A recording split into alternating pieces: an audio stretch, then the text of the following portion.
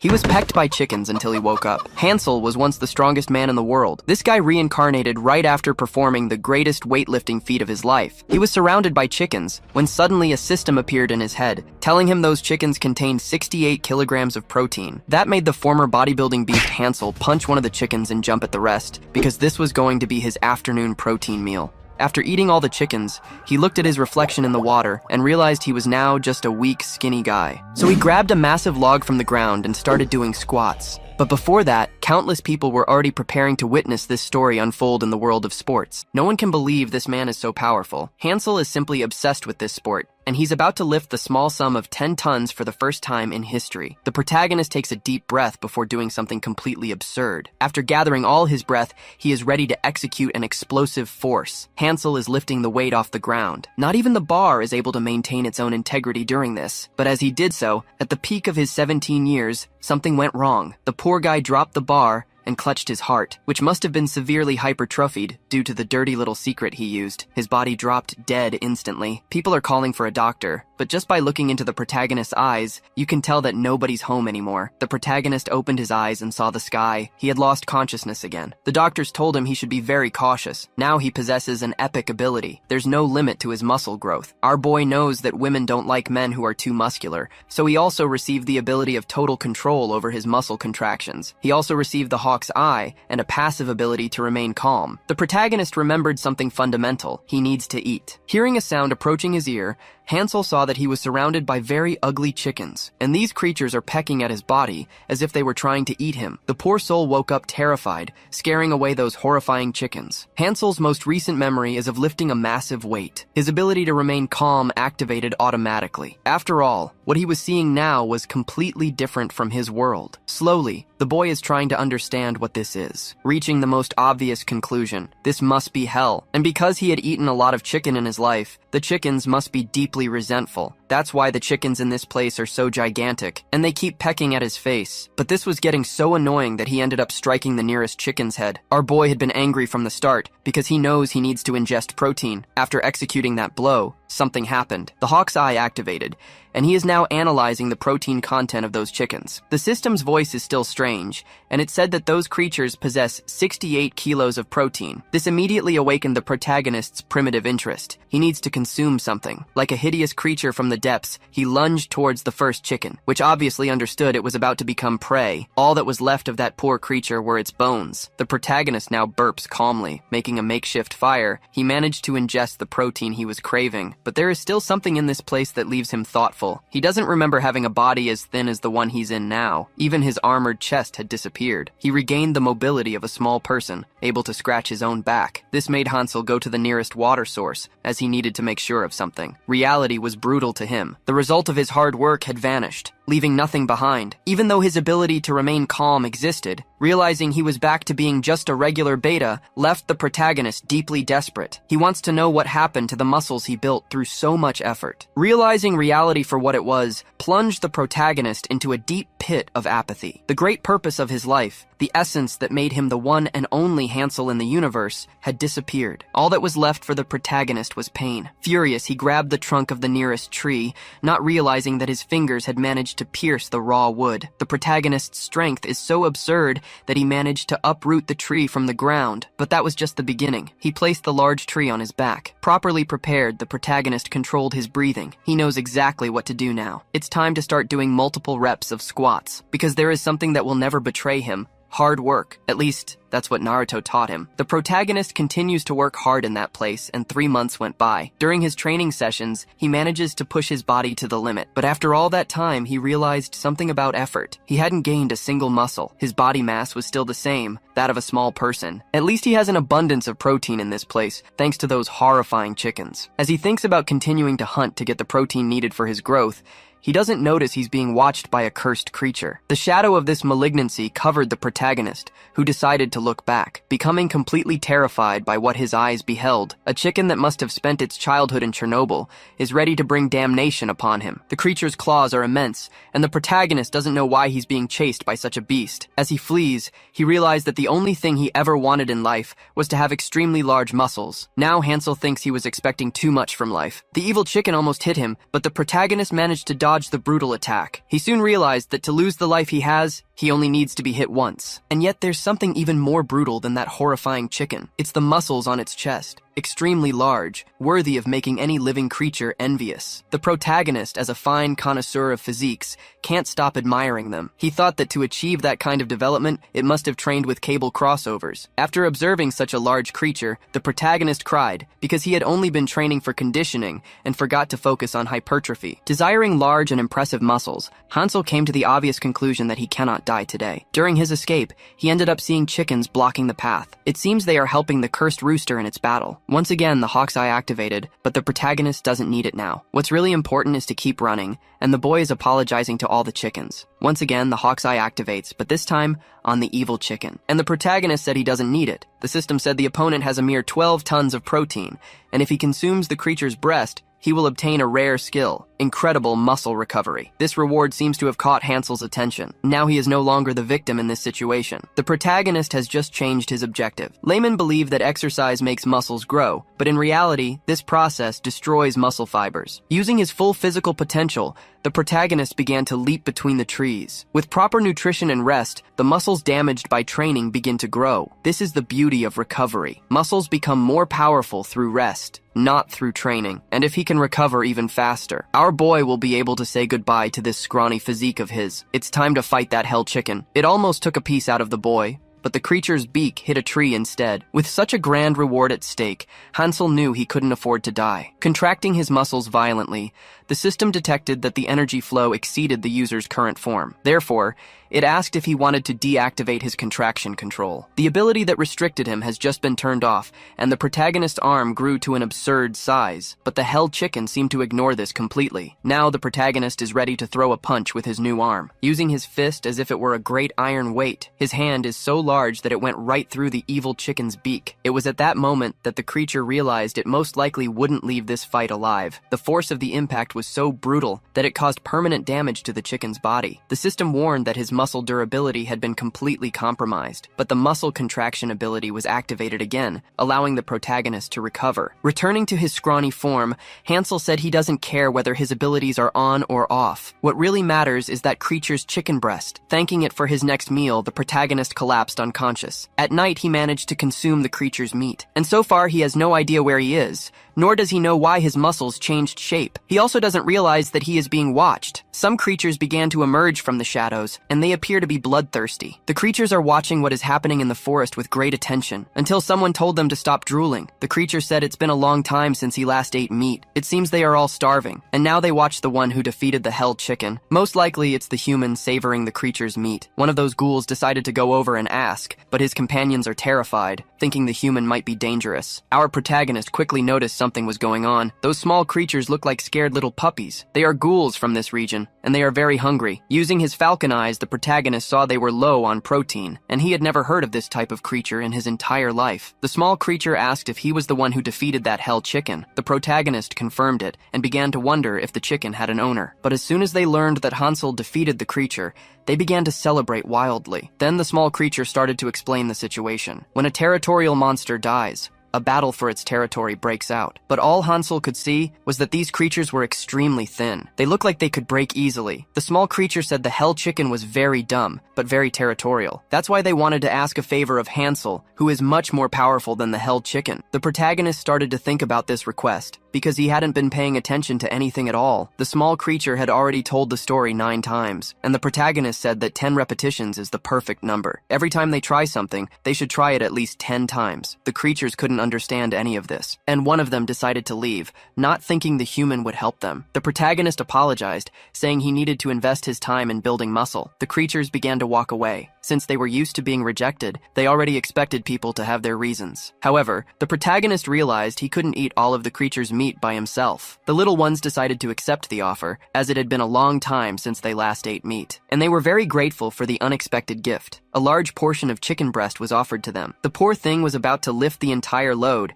and the protagonist noticed something. Hansel didn't know if he should ignore such a great injustice. If the ghoul really tried to lift the meat that way, he could end up injuring the discs in his spine. So, Hansel ordered the creature to stop. The poor soul didn't understand the reason for the command. The protagonist said it's very dangerous to lift a load with that that posture, and it could be fatal. He almost put his vertebrae at risk, and that is completely unacceptable. But the poor soul had no idea what was happening. That's when the protagonist realized that none of those creatures were used to exercising. To them, the protagonist had just spoken a bunch of nonsense, like some rich kid. Now the protagonist understood why these guys were so chicken-like. It wasn't just poor nutrition, but a lack of knowledge. Then he remembered something he had learned as a child. For God's sake, look at the size of the guy's teacher. The mountain of muscle said that you only truly learn when you teach someone else. If one day your muscles stop growing, try teaching others, because that will help you. That's what the mountain of muscle left behind. Now the protagonist thinks about those words as he watches the small creatures head back home. Hansel decided to help them carry all that weight. He said that after they ate a little, they could return home. But our protagonist asked for it to be done the next day, as he needed plenty of rest for his muscles to grow properly. In the ghoul village, the people were still waiting. A very fat ghoul welcomed the protagonist. He is the ruler of that village. He wanted to know if there had been any inconvenience. To the protagonist, he must be a tribal chief. Hansel said that it wasn't problems that brought him there. This made the obese old man very happy, but the protagonist could only notice his thin limbs and high body fat percentage. He is the only obese one among his people,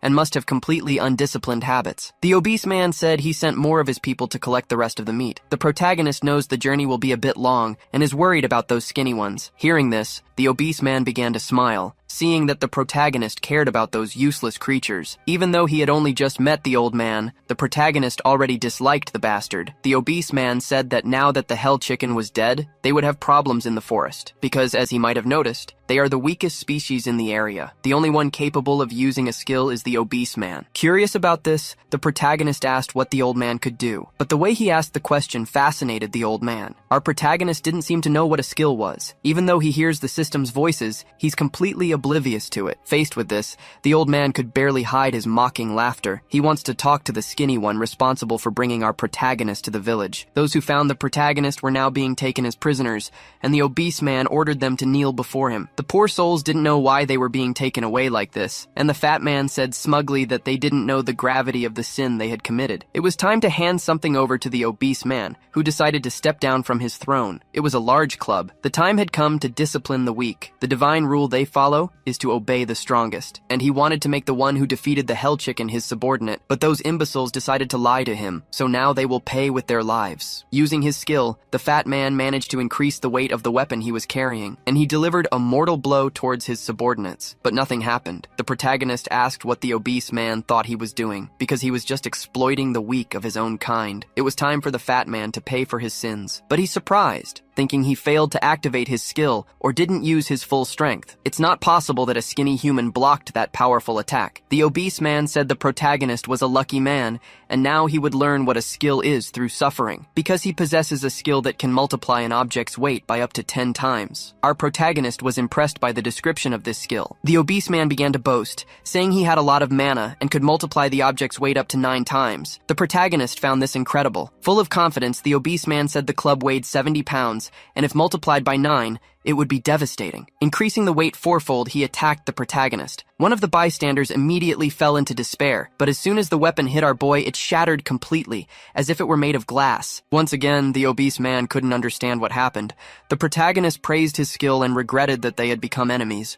Since the obese man had such a disgusting personality, the protagonist's eyes were shining with hatred, and now he was going to perform a simple front raise, grabbing the fat man by the neck. Just because he's strong, he can't decide what happens to other people's lives. Now that he was being overpowered, the obese man wanted to solve things through dialogue. So, the protagonist asked the obese man what his numbers were on the big 3. As a good sedentary person, the fat man had no idea what that could mean. The protagonist said the big 3 are the bench press, squat, and deadlift. Those are the big 3. It has nothing to do with Jordan, LeBron, and Kobe, but none of those people seem to have any knowledge about it. Once again, the protagonist was confronted with the fact that no one there was capable of training. Outside, everyone gathered to see the fatso lift that bar off the ground. They made a bet. If the fatso was victorious, the protagonist would have to become his subordinate. Hansel was so charitable that he even told the fatso to be careful with his posture, as he could hurt his back. The obese man smiled maliciously, like he just shoplifted a candy bar, because his skill could also reduce the weight of objects. He managed to lift it off the ground because he had reduced the total weight to only 25%, successfully pulling 200 kilos from the floor. And for those of you who are terrible at basic math, he only lifted 50 kilos. Now it's the protagonist's turn. Before lifting the weight, he said that Fatso should use his glutes more. He also told everyone to watch the form he was about to demonstrate, but before pulling the weight off the floor, the protagonist did a few stretches. People think the strength for a deadlift comes from the back, when in reality, it's all in the lower body. By warming up his joints, he was preventing any potential injuries. The stance for your feet should be parallel, about shoulder width apart. Now the protagonist puffs out his chest while aligning his entire spine. This way, he's ready to pull the bar straight up, parallel to his shins, driving the force upwards. As he's about to lift, Fatso seems to be sabotaging the actual weight on the bar, increasing its weight fourfold. He just didn't count on the protagonist being absurdly strong. Our boy lifted the bar so violently that he sent it into orbit. Everyone who witnessed it was speechless, while the protagonist believes he failed to control his own strength. Now they're going to need another bar and weights. However, Fatso can't even say a word because his underwear is completely full of shit. Everyone there bowed before the protagonist, asking him to become the new leader of their tribe. Hansel has no idea how this happened. Now that Fatso had lost and knew the protagonist's strength, he decided to obey him like a neutered dog. By talking with him, Hansel learned a few more things. This really is a different world, but legends say wanderers from other worlds can return to their place of origin. Our boy, however, doesn't want to go back with this tiny body, so he decided to stay and train. The name of the place is Laisha, and the law of the strongest dictates all the rules. Fatso pledged his loyalty to the protagonist. Since he has a weird name, the protagonist decided to just call him Fatso. He immediately took Hansel to the place where he usually trains the warriors. Given the physiques of those people, our boy didn't expect such a rundown place. But seeing the training ground for himself, he realized it was even worse than he'd expected. Asking about the training they do, Fatso said they aren't used to it. Since they're all beginners, the protagonist knows the work will be very tough. Using his full authority, he ordered the zombies to form lines in front of him, 5 in total. The poor things seem a bit slow. They take a while to obey. The protagonist began a coach-like speech,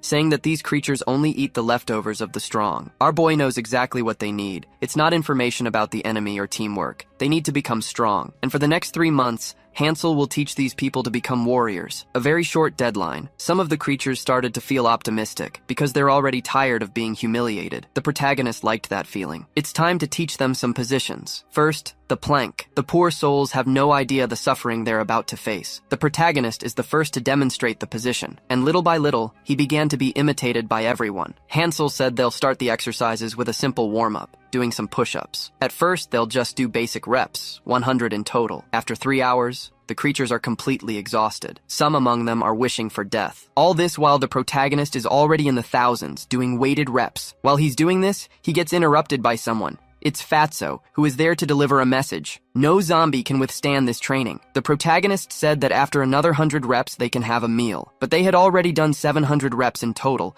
and now they have to do 100 more if they want to eat. Some of them really think they're going to die, and they miss the days when Fatso was the tribe's chief. Many want to give up on the training. They don't think they're getting any stronger, because all they feel is pain and exhaustion. Faced with these complaints, the protagonist asked everyone to gather around again. All those people are feeling very weak. One of them believes he's finally going to eat now. The protagonist said it's because of this loser mentality that they are the weakest in the forest. Hansel asked if they like being called weak by others. They live in the jungle. Only the strongest can survive with dignity. So he asked what they'll do if the lives of those they love are in danger. Will they just complain and run away like weaklings? Because if they're that kind of trash, he might as well leave now. Our protagonist doesn't want to teach people like that. But for those with the courage and determination to do 100 more push-ups, he promises to give them the strength to protect what they love. In a flashback, the narrator asks who the best trainer is. It could be the one who gets incredible muscles, or the one who pushes the body to its limit. For some, it might be this person. Through knowledge, they achieve great results. But the true best trainer isn't someone with those skills. It's someone capable of motivating the weak. And now the zombies are pushing themselves once more,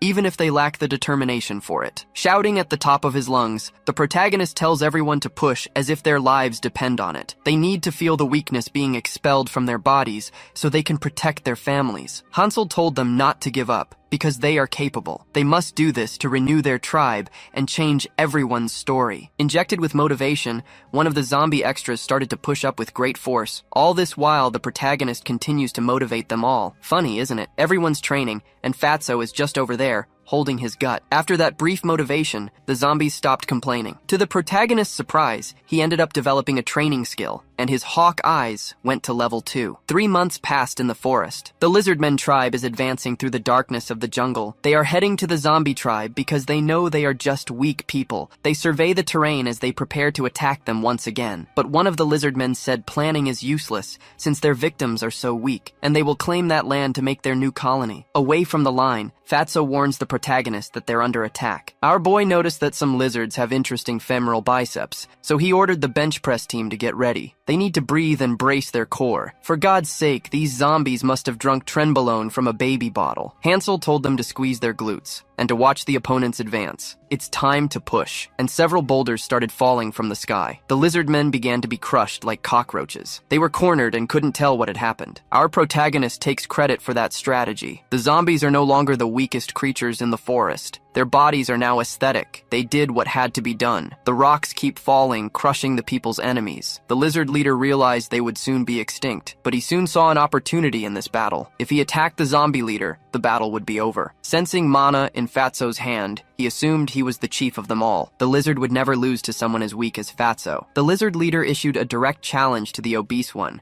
saying he shouldn't hide behind his subordinates like a coward, saying they should end this fight in a one-on-one duel. Fatso asked what our protagonist is going to do in a situation like this. Our boy is still thinking carefully. When he was a child, he had a pet iguana, a rare species called a marine crocodile, and it always liked to play. The jaws of that giant iguana were powerful, capable of exerting a pressure of just 2 tons, and even with all that power in its jaws, the marine crocodile couldn't pierce the protagonist's conditioned muscles. After being attacked once more, Hansel asked if the iguana remembered what happens to misbehaving animals. The poor thing sensed that discipline would come in a cruel way. Now the protagonist remembered, so he went down to the battlefield. The leader of the Lizardmen believes he has finally won, but our protagonist grabbed him by the armpits, slamming the Lizardmen leader to the ground. The force of the impact made the poor guy spit up a mouthful of blood, and the protagonist wasn't done yet. He asked if that lizard was really trying to intimidate him. With his underwear duly obliterated, the Lizardman leader begged to be released. Our boy saw in a wildlife documentary that he must show his superiority over animals, and he started telling the Lizardman that he's much stronger than him. This only made the poor guy even more scared, with his warrior's pride deeply wounded. But before him stood a truly terrifying creature named Hansel. Now the lizard has no courage to keep talking, as he has been completely intimidated, admitting his defeat in front of everyone. The protagonist realized that the things he learned as a child are actually useful. The zombie population celebrates their victory, and the leader of the Lizardmen asked to be truly set free. Not far from there is a village. A man is welcoming knights, saying it's great to have talented people in that small country, giving them the mission to investigate the disappearance of the Hell Chicken. This old man is the local feudal lord, and his name is Count Surdo, and those knights said they would carry out the order. The count watches them leave the place. When they left, he asked his general if they could trust such an important task to those poorly trained men. The general told the count not to worry. Even though those warriors are very young, they are all great prodigies. Leiper, the blonde one who looks like a chicken, usually toys with his opponents using swordplay. Hendart is very powerful, possessing absurd physical strength. He can cut his enemies even with a dull knife. When they're together, they're practically unbeatable. The count hopes the third warrior is also equally phenomenal, but the general said he's not very good with swords and doesn't know how to describe him. For God's sake, it's the general, I just noticed now. And she said the 3 have been friends since childhood, and the other 2 prodigies like to hang out with the third guy. Now they are in the middle of the forest, looking for signs of what could have finished off the Hell Chicken. A damned goblin is hiding in the trees,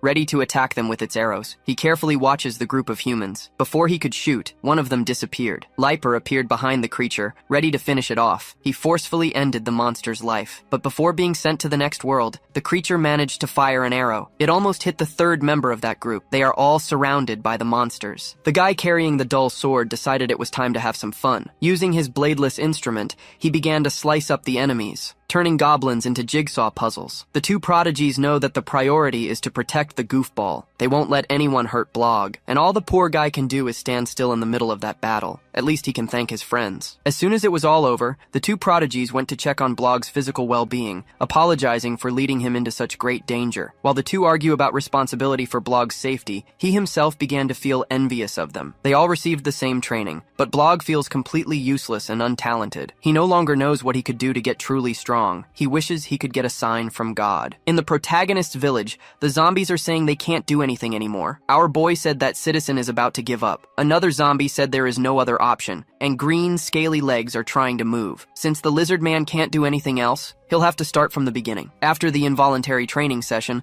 the lizard men thanked them for everything. The protagonist said they were welcome to come back and train. Meanwhile, the zombies strike a side chest pose to say goodbye. Watching this, the lizard men fall completely silent, as they've just been mogged. All they can do now is leave in complete humiliation. Observing the built bodies of those zombies, the protagonist is getting impressed. Exercise breaks down muscle fibers, which are rebuilt through rest. However, when the central nervous system gets fatigued, it reduces the exercise's ability to damage muscle fibers, which is why rest is essential. After 9 weeks of training, the zombies were no longer seeing as many aesthetic results. Their rep count had dropped by 90%. Thinking about the best outcome, the protagonist gave them a day of rest. The next day, he was completely blown away. The zombies had grown exorbitantly. They weren't just bigger, they had also gotten taller. Through his hawk eyes, he realized they had become zombie builders, with very low body fat percentages. Now that they've made this progress, the exercises can be even more intense. It's time to prepare another meal. And those little creatures want to know if they can hunt on their own. But the protagonist quickly saw through their scheme. They wanted to escape the exercises. However, the zombies made sure to explain themselves. They had never defeated that chicken with their bare hands before. And now that they have extremely conditioned chests, they want to see if they can pull something like that off. The protagonist allowed it to happen, thinking he could now exercise even more. Next to the protagonist, the big guy revealed he was worried. He doesn't know if they'll be able to win. The protagonist didn't like hearing those words one bit, and the big guy immediately started apologizing. He had assumed that if the zombies ganged up, they could defeat the protagonist, but he quickly asks for forgiveness for his slip-up. Placing his hand on the big guy's shoulder, Hansel told him not to worry about it, because he wouldn't lose to anyone in that place when it comes to deadlifts. Back in the forest, the zombie squad began the hunt. It's actually a training session. They're doing lunges while carrying a heavy load on their backs. The protagonist carefully analyzes each of their postures, until something happened. Someone injured their ankle. The poor creature falls to the ground in a lot of pain, and from the poor guy's expression, it must hurt a lot. The protagonist seems unsure of what to do. Their march now had to be halted. In that same forest, someone is using a sword. It's that useless guy who's thinking that Leiper and Hendard are obsessed with battles and didn't like letting an enemy escape. This is all because their companion isn't reliable when it comes to fighting. And what the useless guy wanted was to be strong enough not to worry his friends. Now he's practicing his sword techniques while the others are sleeping. And at that very moment, someone grabbed the boy's hands. It's the twink named Leaper, who went there to teach him how to execute the sword strike. Since this guy never opens his eyes, I'm gonna call him China. And China didn't want to have woken up his friend. But Leaper said he's just a silly boy and does silly boy things. He's definitely a twink. And they've been pretending all this time that they don't know he trains at night, so as not to hurt the silly boy's feelings, for fuck's sake. And they support the idea of the guy getting stronger. China seems to be getting embarrassed by that pinch on his cheek. The twink noticed his friend was getting more and more flushed. Not sensing the malice of the moment, China said it was because he was exercising, and the twink immediately changed the subject. That's when the third guy showed up, thinking some hot fun had started without him. With a look only a passive-aggressive person could make, Hendard watches what's happening very intently. China told him nothing happened. He was just handling his big sword when Twink showed up. So that he wouldn't give any more details of those hot moments, Leiper put a finger on the boy's mouth to make him stop talking. The bottom's wrath began to rise, saying Hendard has no right to be annoyed, as he let the life of the group's only top get in danger. Full of hatred and thinking some hot fun happened without him, Hendard said they should sleep, as they need to continue their journey the next day. And it's very important for the group's top to sleep well, so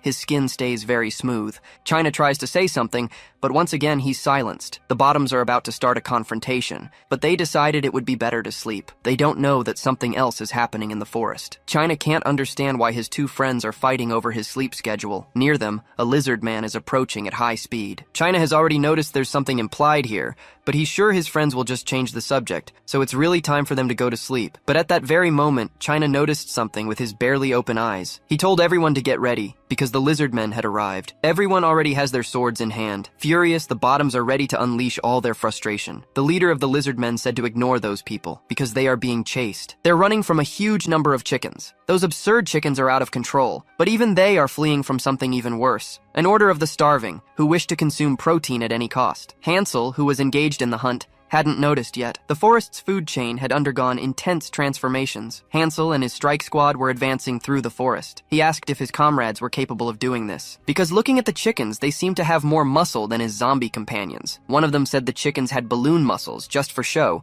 and the protagonist was offended by this comment. One of those chickens had spotted a worm, but there were 2 trees in its path. The chicken ignored the plants and tried to get the worm anyway. As the trees blocked its path, the chicken decided to use all of its muscle contraction. It completely knocked down the trees, destroying their trunks just to get a single worm. This is the true power of chickens, whose brains are smaller than a hydrogen atom. After that display of strength, the zombies were a bit shaken, but there was one among them who was completely different. He decided to head towards the nearest trees, showing that his training was not in vain. He exerted the same force as the chicken. All his companions watched, waiting for something to happen. Since he couldn't knock down the trees, he said he needed a minute's rest, but the protagonist suggested he rest for 3. That exercise is a bit different from a bench press, so he needs to position his feet very well. After resting, the zombie placed his hands on the trees. Everyone was watching to see what he would do. Finally, the creature decided to gather all its determination, straining to knock down those trunks. He violently manifested his power. The leaves on the trees began to rustle. His result was much better than the first attempt, and the protagonist told him to get out of there. Hansel knows that compound exercises are very good,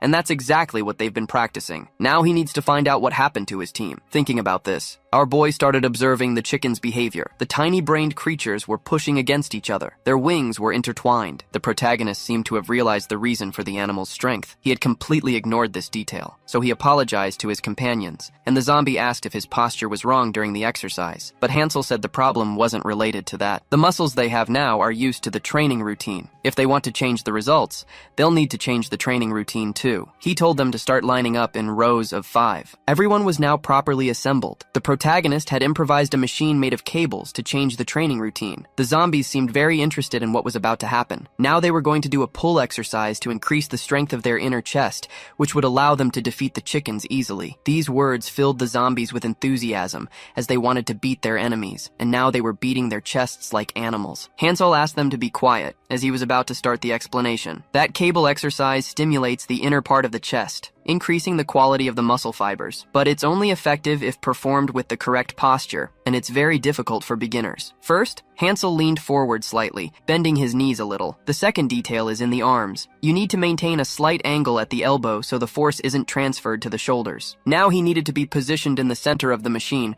bringing his arms together without bending his elbows. Depending on the angle of the cables, a specific portion of the chest will be stimulated. After the practical demonstration, Hansel told the zombies they could ask questions. He also made more machines on the trees in that area so the zombies could start practicing. They were all excited to start this new exercise. Our protagonist loves to see the enthusiasm of these new fitness buffs. One of the zombies was gathering all his power. The chickens began to feel the evil energy. The creatures had followed the protagonist's instructions, and now their pectoral muscles had reached a new level. The chicken's eyes could see it. Those muscles definitely represented a danger. A chicken's brain may be small, but it's not that stupid. The zombies' chests were simply absurd. This caused a different reaction in the chickens. They all began to glow intensely. That caught the protagonist's attention. A transformation was underway. All those chickens grew different feathers. Hansel immediately realized they had gotten even bigger, but the zombies weren't intimidated by this.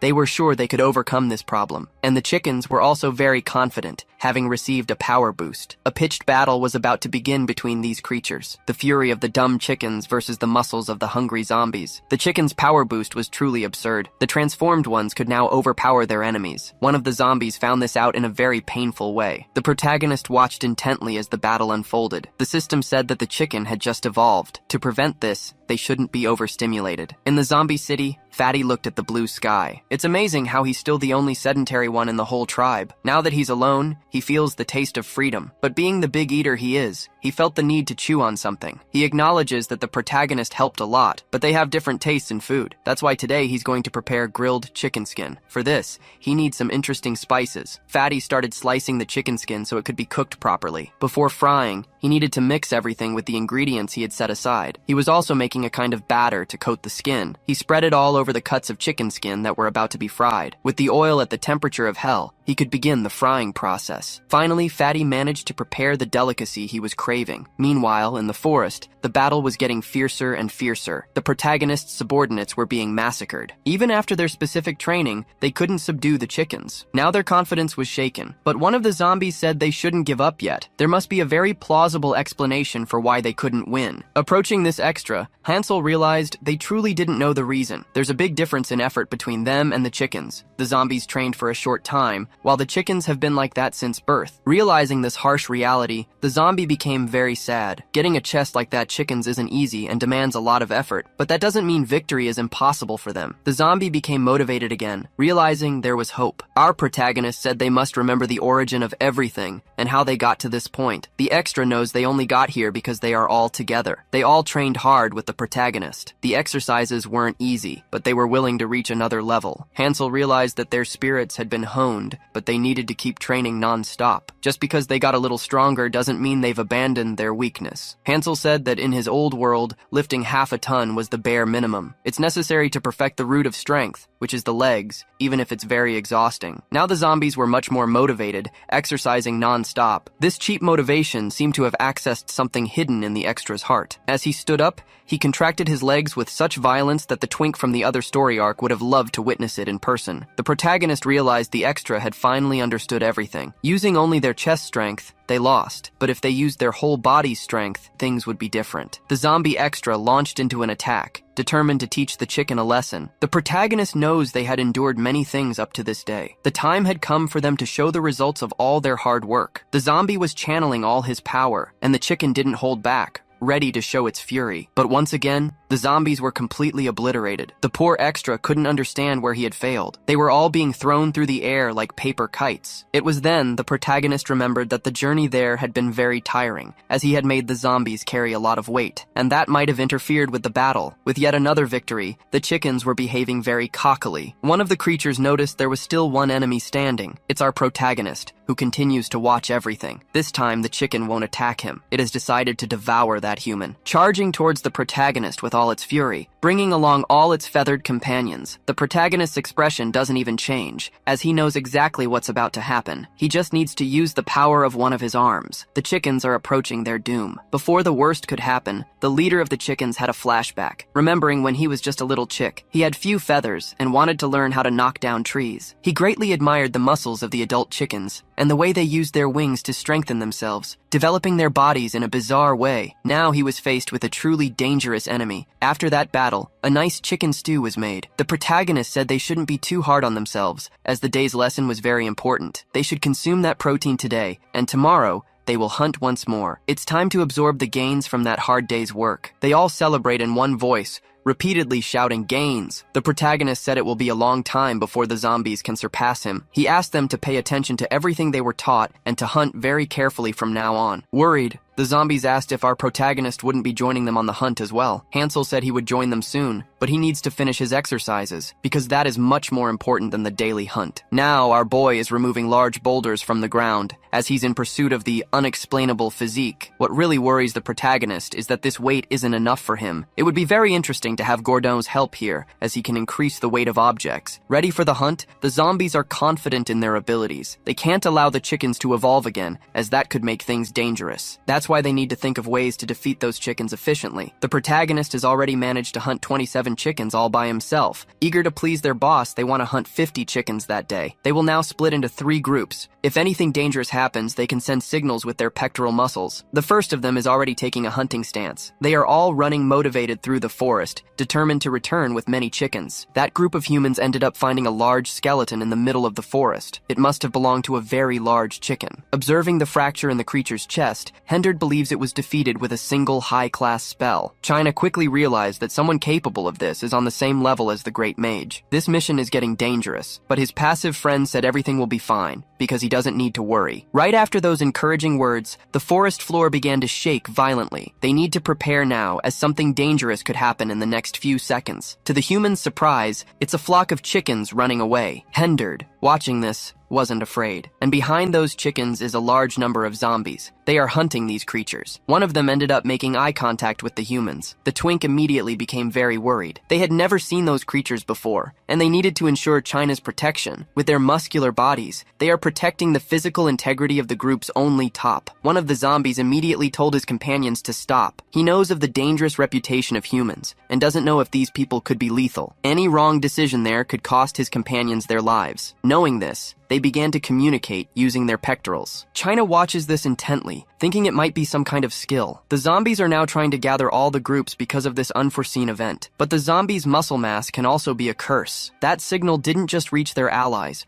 it ended up leaving the chickens extremely stimulated. Now they are all undergoing another evolution, transforming into that intermediate chicken with hideous eyebrows. China watches all of this carefully. He knows the chicken has now become more powerful than a wyvern. Armed with this extra strength, the chickens decided to attack the zombies, and the poor souls realized that life isn't a bowl of cherries. It's a bottle of cheap, questionable booze, chugged at a lonely crossroads with a side of suspicious-looking powder. But among those zombies, there were some very brave ones. The leaders of Team 2 and Team 3 have just joined them, joining the battle as if they were characters from a shonen anime. With everyone gathered, it was time to execute the chickens. The zombies are prepared to subdue their opponents. They are going to show the secret technique learned from the protagonist. Before revealing it, the zombie was pulled into a flashback. He was lying on the bench press trying to do another rep. That's when the protagonist said he needs to learn to execute the correct form. Furthermore, it's okay to get a little help if he can't get the exercise form right, making it very clear that he needs to learn to feel his own strength safely. This is the secret technique of the gym-obsessed zombies, the assisted bench press. One zombie behind the other, like a conga line. That's how they manage to hold back the chickens. They need to contract everything they have right now. The chicken caught in the hands of these zombies is deeply regretting it, because it's feeling the power of those muscles in the worst way possible. The chickens experienced a devastating battle and a shameful defeat. They were no longer able to overcome the power of the zombies. Thus, the protagonist's subordinates realized they would be able to win. However, this is a fierce battle. One of them is completely alone, surrounded by hell chickens, and he thanked his companions for the help he had received,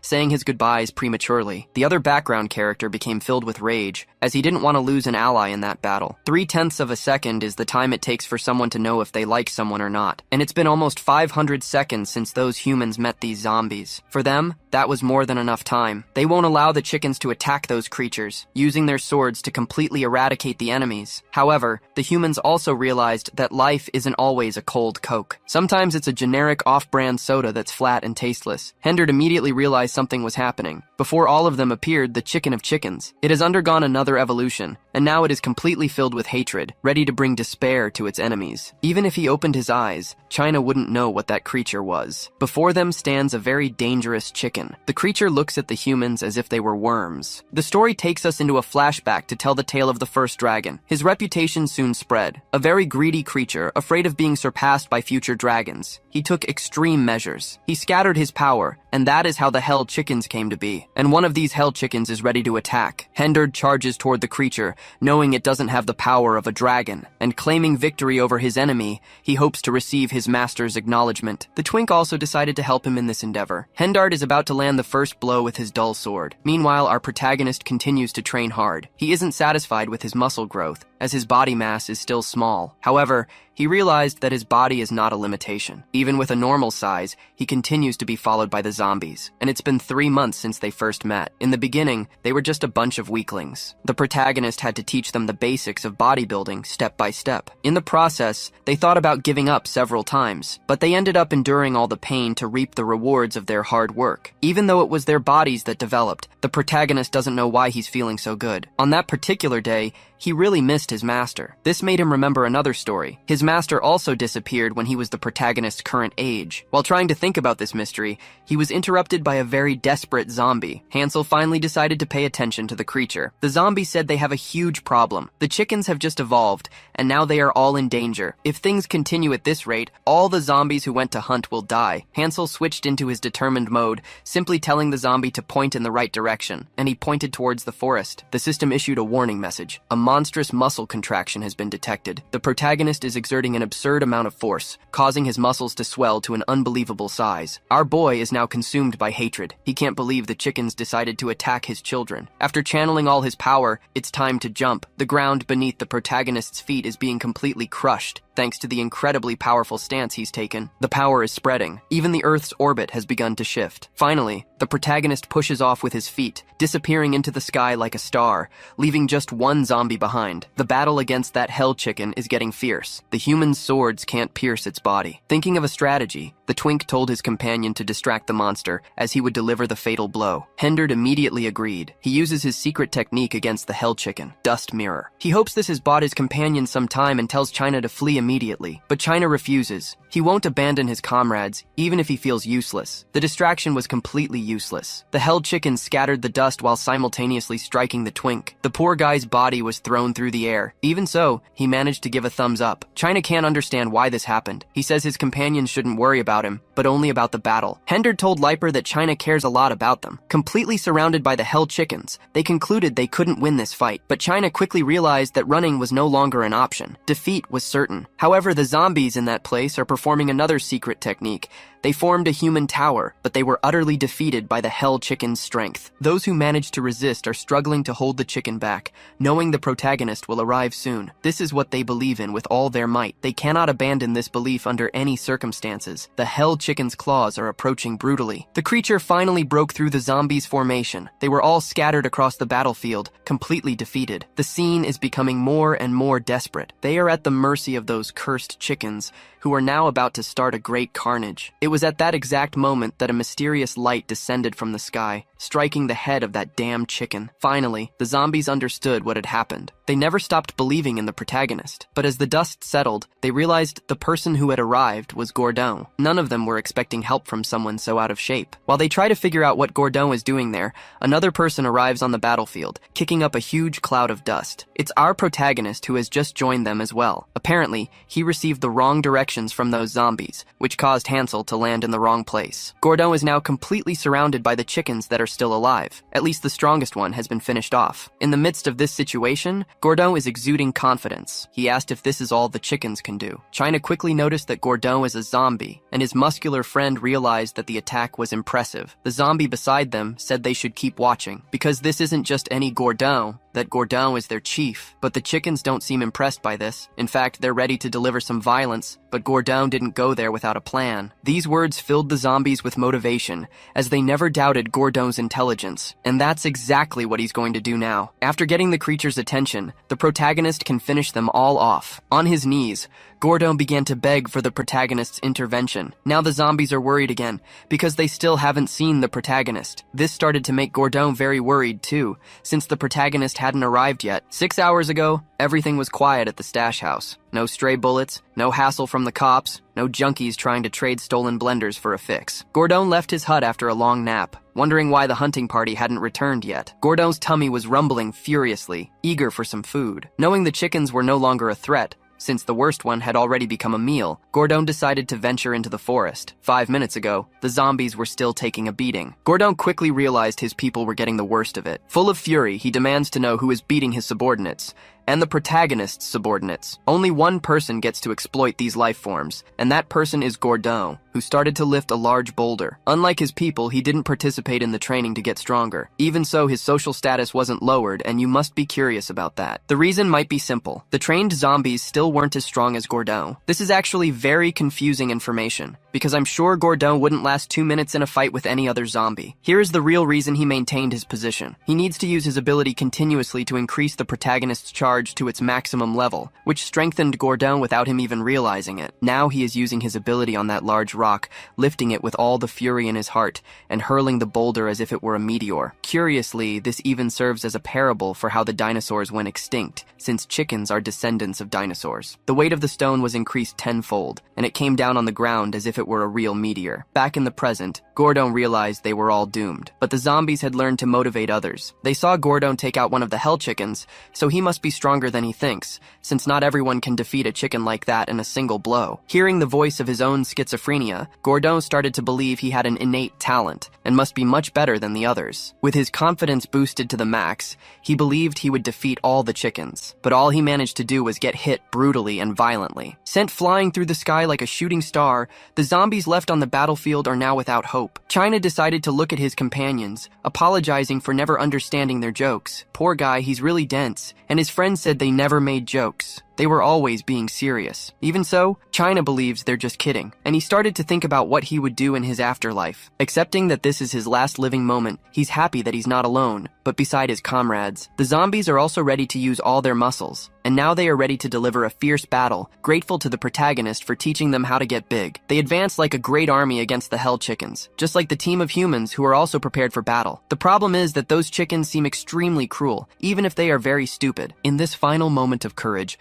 the zombies want to make the protagonist proud. The two armies are finally about to clash. In the middle of the forest, the protagonist found Gordo, who had been defeated. Almost out of strength, Gordo said something to Hansel about his subordinates. They need to be saved. There is no other hope. Those seemed to be Gordo's last words, as he now lost all strength. That triggered an uncontrollable emotion in the protagonist. His passive ability to remain calm is unable to control this impulse. Meanwhile, the zombie tribe is about to sacrifice themselves in this battle. They try to attack the chickens, but the creatures are extremely fast. One of the zombies became worried about this, but when he looked back, he noticed the chickens were all running together. A fierce and demonic presence had emerged in the forest. It's our protagonist, whose pectoral muscles are resonating like the trumpets of the apocalypse. That had drawn the attention of all the chickens, which made the job much easier for our boy. With their tiny brains, they watched their next victim intently. Consumed by an abyssal coldness, Hansel said he had never been calmer in his entire life. Due to his emotions, the passive ability to remain calm was cancelled for one day. At least the zombies weren't there to find out what happened. They could feel the vibrations in their muscles. It could only have been caused by the protagonist. China wants to know who they're talking about, not realizing that Twink on his back is facing the greatest battle of his life. The zombie said he is their master, the one who taught them all how to get big and strong, but any explanation is useless. It would be better for a human to see it for themselves. But another zombie there said his friend is an idiot and should try harder to explain things. So, he would start from the beginning. Hansel is the new mayor of the hood and lord of all those zombies, but China still doesn't understand a thing. The chickens are full of attitude, ready to annihilate our boy. One of them tries to strike him with all its might, but all our protagonist had to do was catch the blow with his hand, while simultaneously delivering a destructive punch to the chicken's belly. Even though it can't fly, it just flew like a hawk. The other chickens didn't like seeing that at all, so they started making evasive moves. In a coordinated manner, it looks like they're about to launch a deadly attack. The creatures are now grabbing each other by the claws, performing an embarrassingly awkward dance, trying to crush our boy. The chicken soon realized that wasn't enough. The protagonist, using just a small portion of his power, managed to block the blow. That's when the chickens realized that if they wore underwear, it would be feeling very heavy right about now. But not all of them are cowards. Some want to dish out some violence. All the chickens started stomping on our protagonist, hoping to make sure he never gets up again. But that's not what happened. Hansel managed to grab the legs of one of them and used it as a boost to launch himself towards the chicken's head. They couldn't even see his movements. Our boy managed to hit the poor creature with his knee, making it feel the same pain a man feels when he has the flu. After defeating another enemy, the remaining chickens grew even more terrified. The protagonist learned from his mentor that he can develop his muscles according to vibrations. That's why he lured them all to this place. He can make the chickens stronger through his own muscle vibrations, but they can't do the same, because they are not as powerful as the true king of this jungle. Using techniques forbidden in all gyms, the protagonist started doing CrossFit. The chickens saw this as a weakness and decided to attack, but the only thing they got for their petulant gesture was more aggression, because the protagonist possesses a truly absurd amount of strength. This time, he's showing them his muscles' ability to swell up, throwing the ground and everything on it into the air. The chickens can do nothing to stop it from happening. This battle is getting confusing even for these birds, who can't think straight, because now the protagonist is doing a set of squats. With his muscles properly warmed up, he started hitting the chickens with a piece of wood, which was actually a tree trunk, performing several pirouettes in the sky, as if he were a gymnast. Now it's time to put his triceps to work. The protagonist hurled the trunk towards one of the birds, forcibly removing the soul from its body. Finally, the zombies and humans managed to reach the battlefield. Still very confused, China wanted to know if that was the zombies' mayor. It's simply absurd that one person possesses such immense power. The hell chickens are now completely terrified. Meanwhile, the protagonist is moving at nearly the speed of light. To get to that place, he had to use a lot of his leg strength. He can't waste any more energy, so he started to remember the training he did with Fatso. It was too exhausting for the big guy, who got so tired he wished for death itself. But the protagonist needs to honor the memory of Fatso, who helped him train. Hansel wants to end it all with the next attack. Channeling all his violence, he charged at the birds. It's time to show them the true power of the bench press, executing his 1-rep max. The system warned that his lower body muscles muscles were overloaded with the additional weight of his torso. And before our protagonist, there is a sea of countless hell chickens. But to his surprise, several hands began to help him in this endeavor. It's the zombies, ready to help their mayor in this fight. It's time for one more rep, or they'll go to failure. With his motivation renewed, the protagonist realized he could go much further with his friend's help, unleashing immeasurable destruction upon those poor chickens, who were completely annihilated. Finally, Hansel managed to honor Fatso's memory, and he also got all his exercises in for the day. Lying on the ground,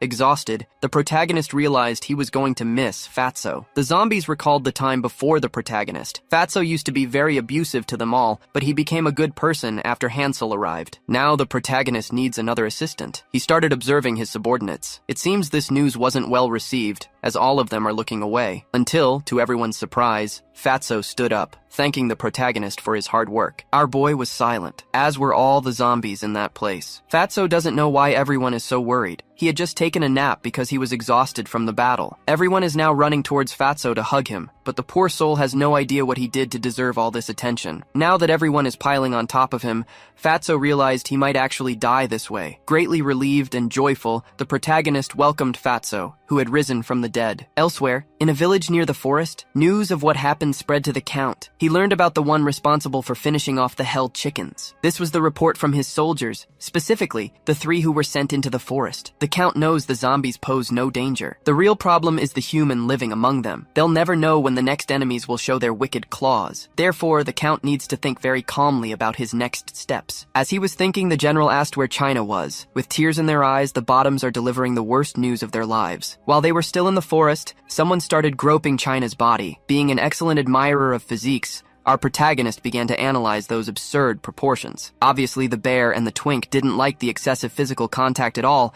and started to get aggressive. But our protagonist is truly impressed by his good posture. The bear didn't like seeing his friend treated like an object. The protagonist asked if China would like to get stronger, completely ignoring the swords coming his way. Before they could touch his body, the protagonist caught them using only his fingers. Then he asked the question again, wanting to know China's answer, because if he desires to become stronger, he should stay with him to start training and exercising. This invitation seemed very confusing to China. Remembering what happened, the Bottoms get even more emotional. They had no choice but to leave China behind, and now they are begging the general to save China's life from those cruel monsters. These exercises could be black magic. The Count recognizes it might be dangerous, but they can't take that risk now. Not to mention the general wouldn't do something as reckless as they had requested. Even so, the Bottoms want to teach those people a lesson. Showing a piece of her absolute power, the general guaranteed they would teach them a lesson, and ordered the Bottoms to prepare for battle. The Count said they were being too emotional, but the general was completely consumed by her battle spirit. It was then that the old man realized he could no longer do anything. The general didn't like that they touched her student. It's time to bring pain and suffering to the people of the forest. She left the room, swinging her general's cape. It's time for her and the Bottoms to carry out a rescue mission,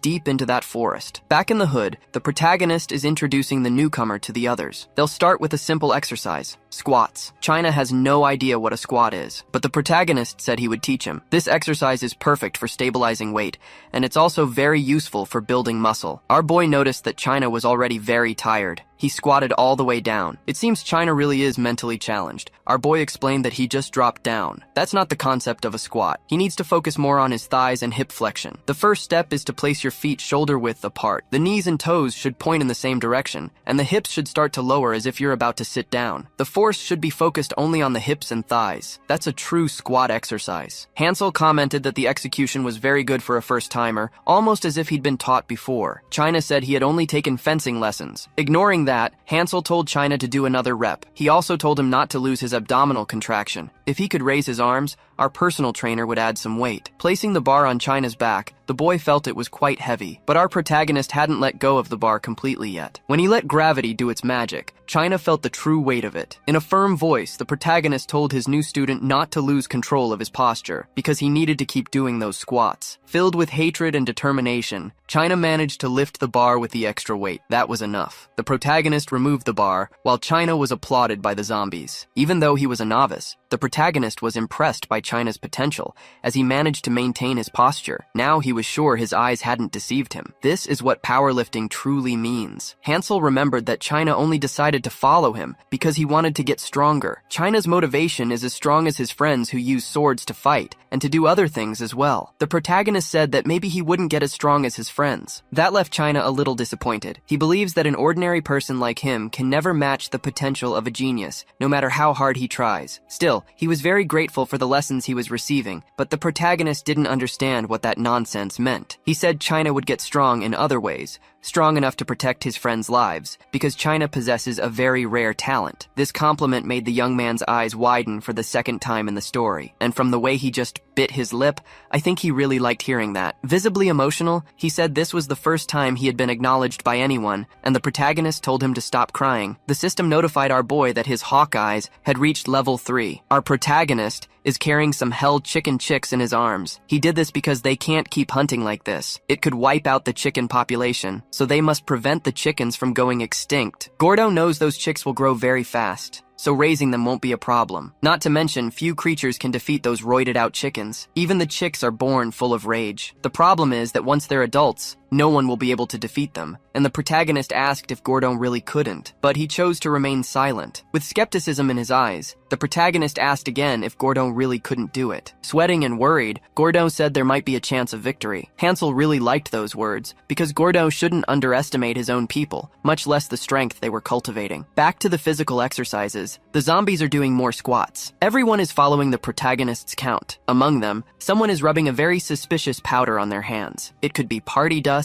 or it could be magnesium powder. The user's reaction will reveal the truth. China is doing squats while Gordon uses his ability to increase the weight. He wants to know if China is ready for the suffering. Full of determination, China announced he was born ready for it. Then Gordon began to use his ability, increasing the weight twofold. This made China's eyes widen once again. Gordo needs to stay focused to maintain the pressure of his ability. It was so intense for China that a vein in his face burst. Meanwhile, the protagonist continues to exercise calmly, motivating the zombies who are still training. They are all doing brutal and exhausting reps. It was then that someone carrying a sword appeared. Without asking any questions, this mysterious being simply attacked the hideout. In the blink of an eye, a huge explosion rocked the place. The zombies who were training were caught in the destruction. China is terrified, and Gordo has no idea what just happened, until his eyes fell upon the intruder who had appeared. It was the general who had arrived. She wants to know who was responsible for kidnapping her student. Gordo said there was a misunderstanding. He's no longer the mayor of this hideout, and he doesn't know this woman. Ready to end Gordon's life, the general said he should have just answered with a yes or no. She delivered a completely devastating blow, one that would certainly finish anyone off. But she soon realized things didn't go as she planned. Our protagonist stopped the blade with his bare arm, saying that all they do in this hideout is exercise. The general seemed to like this man's body, which was hard enough to stop a sword. Hansel noticed the sword had made a superficial cut on his skin. This woman is very dangerous. The general called out to her minions,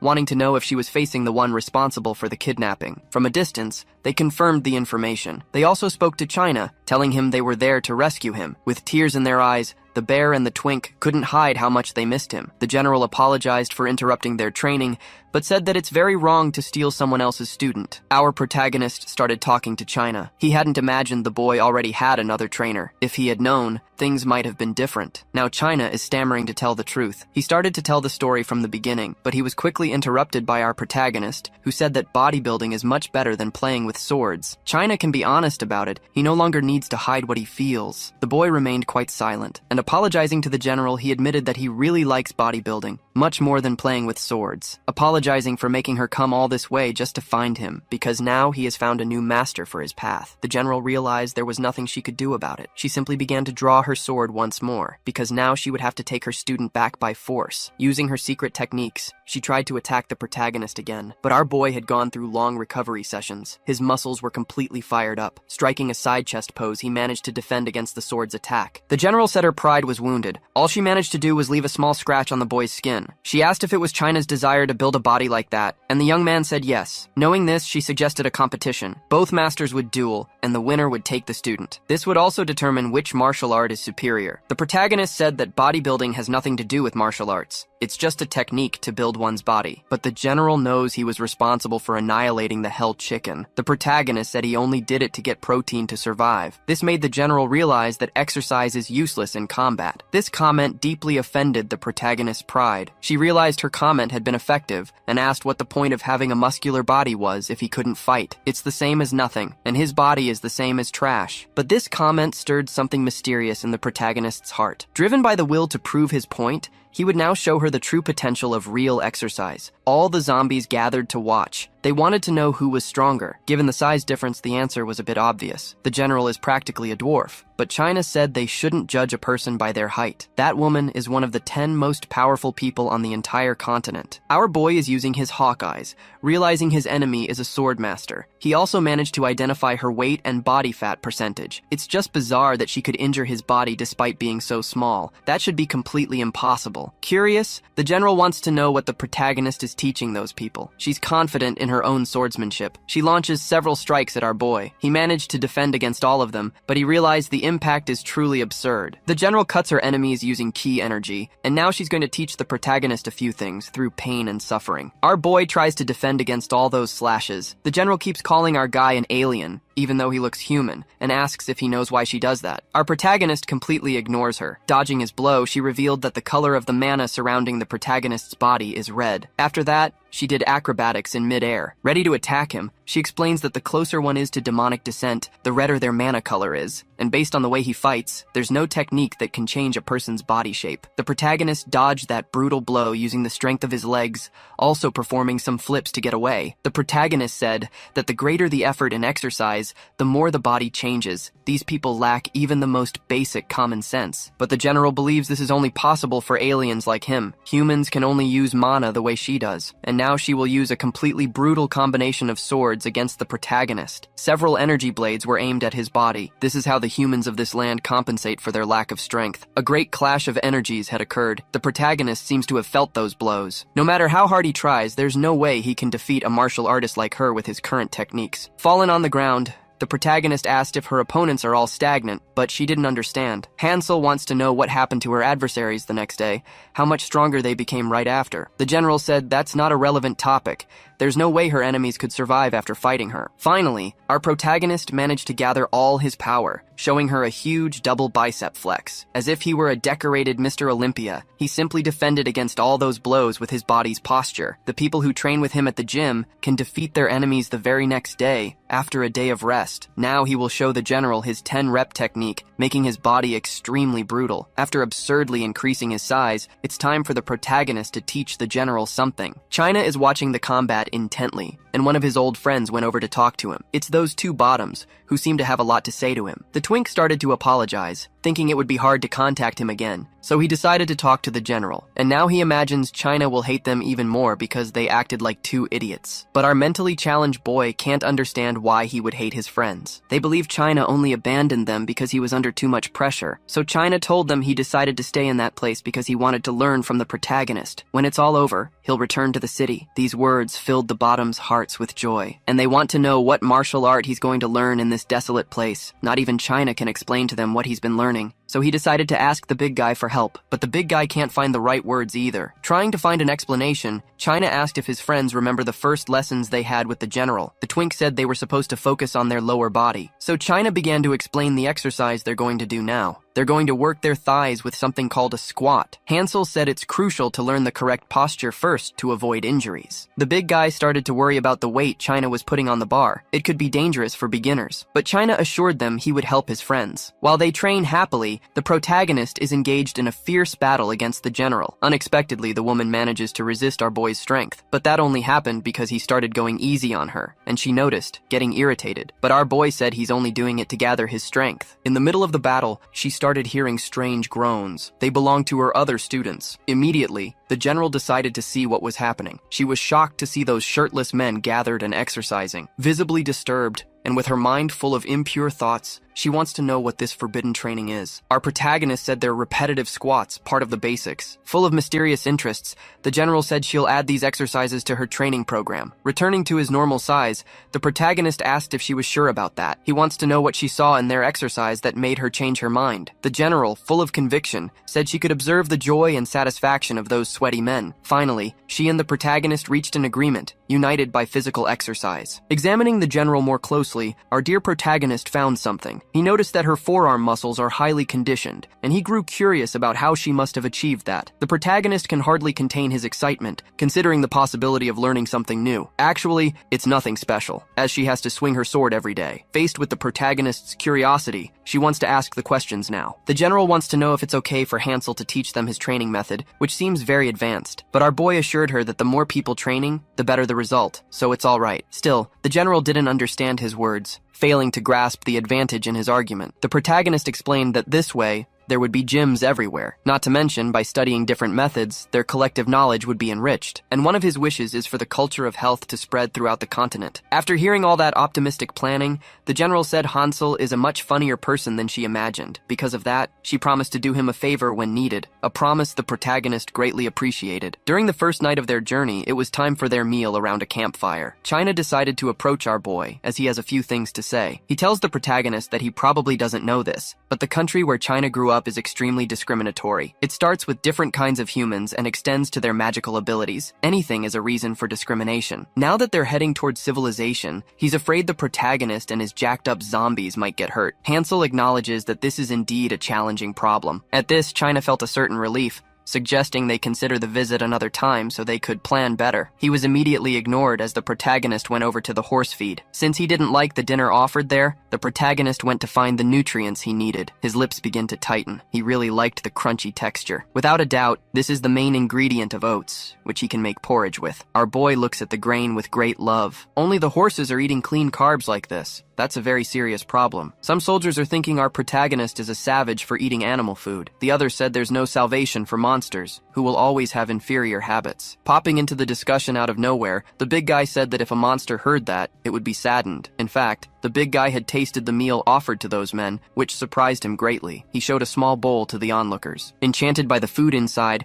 they began to doubt if it was really the feed. Both decided to taste what the big guy had offered. In a few seconds, they were overcome with absurd thoughts, all because of the flavor. The man with the mustache found the sweet and sour taste perfect, as he could feel a hint of pepper. His long-haired friend said a miracle had exploded in his mouth. The big guy said he'll reveal the recipe to them when they reach their destination, if they stop bothering the monsters. Both soldiers agreed to these terms. Approaching the general, our protagonist asked if she was Rihanna. The woman wanted to know why he was there since they wouldn't be traveling again until the next day, but our boy was there to collect on the favor she had promised, something the general remembered very well. Showing her a handful of horse feed, Hansel asked if he could be supplied with it. Rihanna knew it was used as feed and had heard from her students that our protagonist was raising hell chickens. Surely he wanted it to feed them, but our boy insisted that he and the zombies would be eating it. This was so bizarre that the general pitied these people who planned to eat animal feed. One of the zombies agreed with her, but for different reasons. He realized the woman held a high rank among humans and should be listened to. Since they weren't used to that food, it would be better to refuse. But our boy didn't like this comment from his allies. Rihanna said they hadn't said anything wrong, and if he wanted better food or a different item, he could ask without hesitation. She suggested they could upgrade the zombies' tents to wooden houses and even provide them with armor. One of the zombies offered to trade the chicken meat for it, but the protagonist interrupted again, saying that wasn't what this was about. Eating only protein is bad for the liver because of how it's metabolized. When the right amount of carbohydrates is consumed, it's possible to form glycogen, which is essential for muscle fiber production. And those oats are a slow-digesting carbohydrate. Besides being low in calories and rich in nutrients, it was called the king of grains on the protagonist's home planet. That's why there was no better reward than oats. Even after hearing all this, Rihanna didn't seem convinced. She still found it foolish. The zombies were also apprehensive, wondering what might happen, but they soon filled with joy, eager to try this miraculous grain that helps with muscle growth and glycogen production. Some onlookers watching their enthusiasm were surprised by all this, thinking the secret to the monster's strength was in the oats. Unwilling to lose this competition,